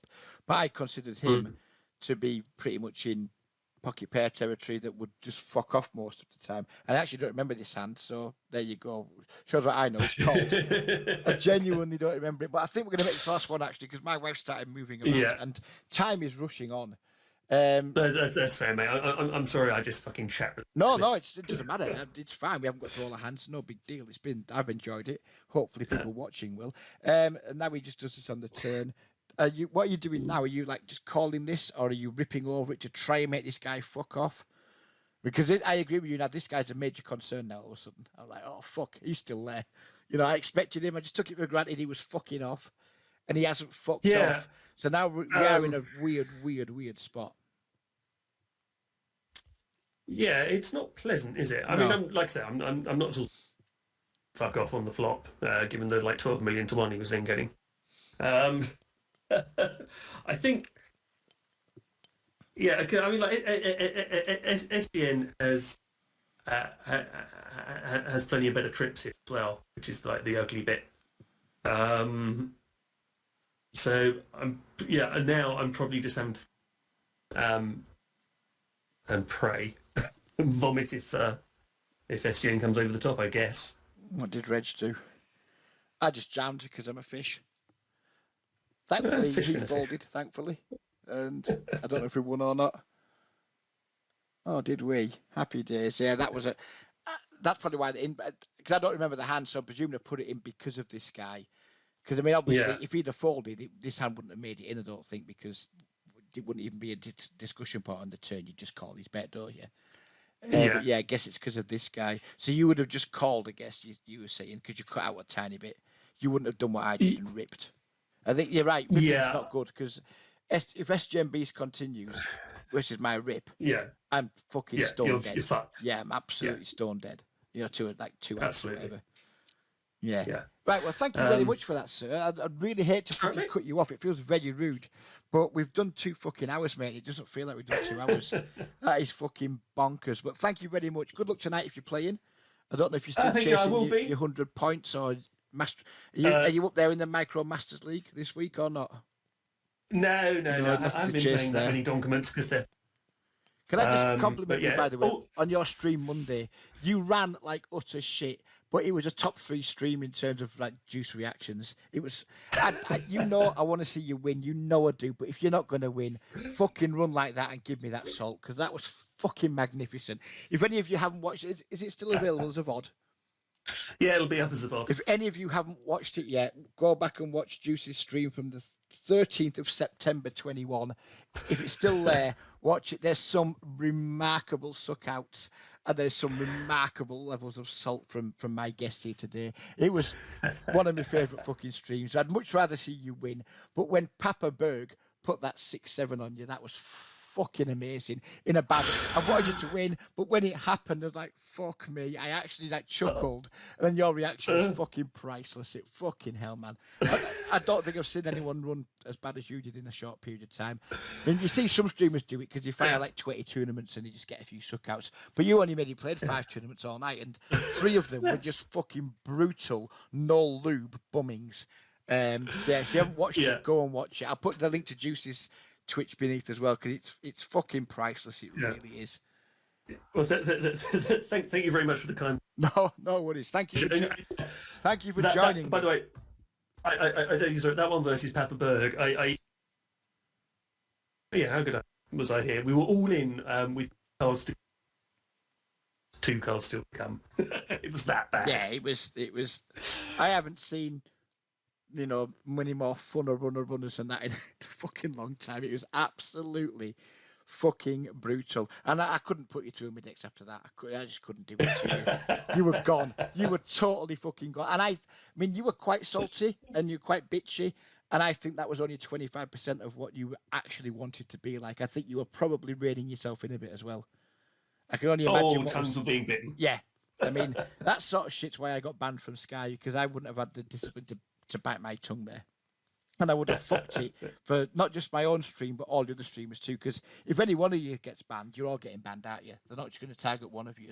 They'll just do like they did when they banned me. They'll just put a blanket ban and tell some lies about how it's come from above, when really, we all know it was just targeted at me and Pooh. I think it was JJ Binks was doing some stuff at the time. He got caught up, which is a shame. Which is why I know you said on Monday I'm not assaulting with my Sky stuff now. I can't be, because I don't want to fuck it for you lads. So I just got to be kind when I don't want to be. And I much prefer being a cunt. But never mind. Anyways, but I do have to go because I'm going to get kicked in the arse otherwise. But thank you very much for joining me. I really do appreciate it.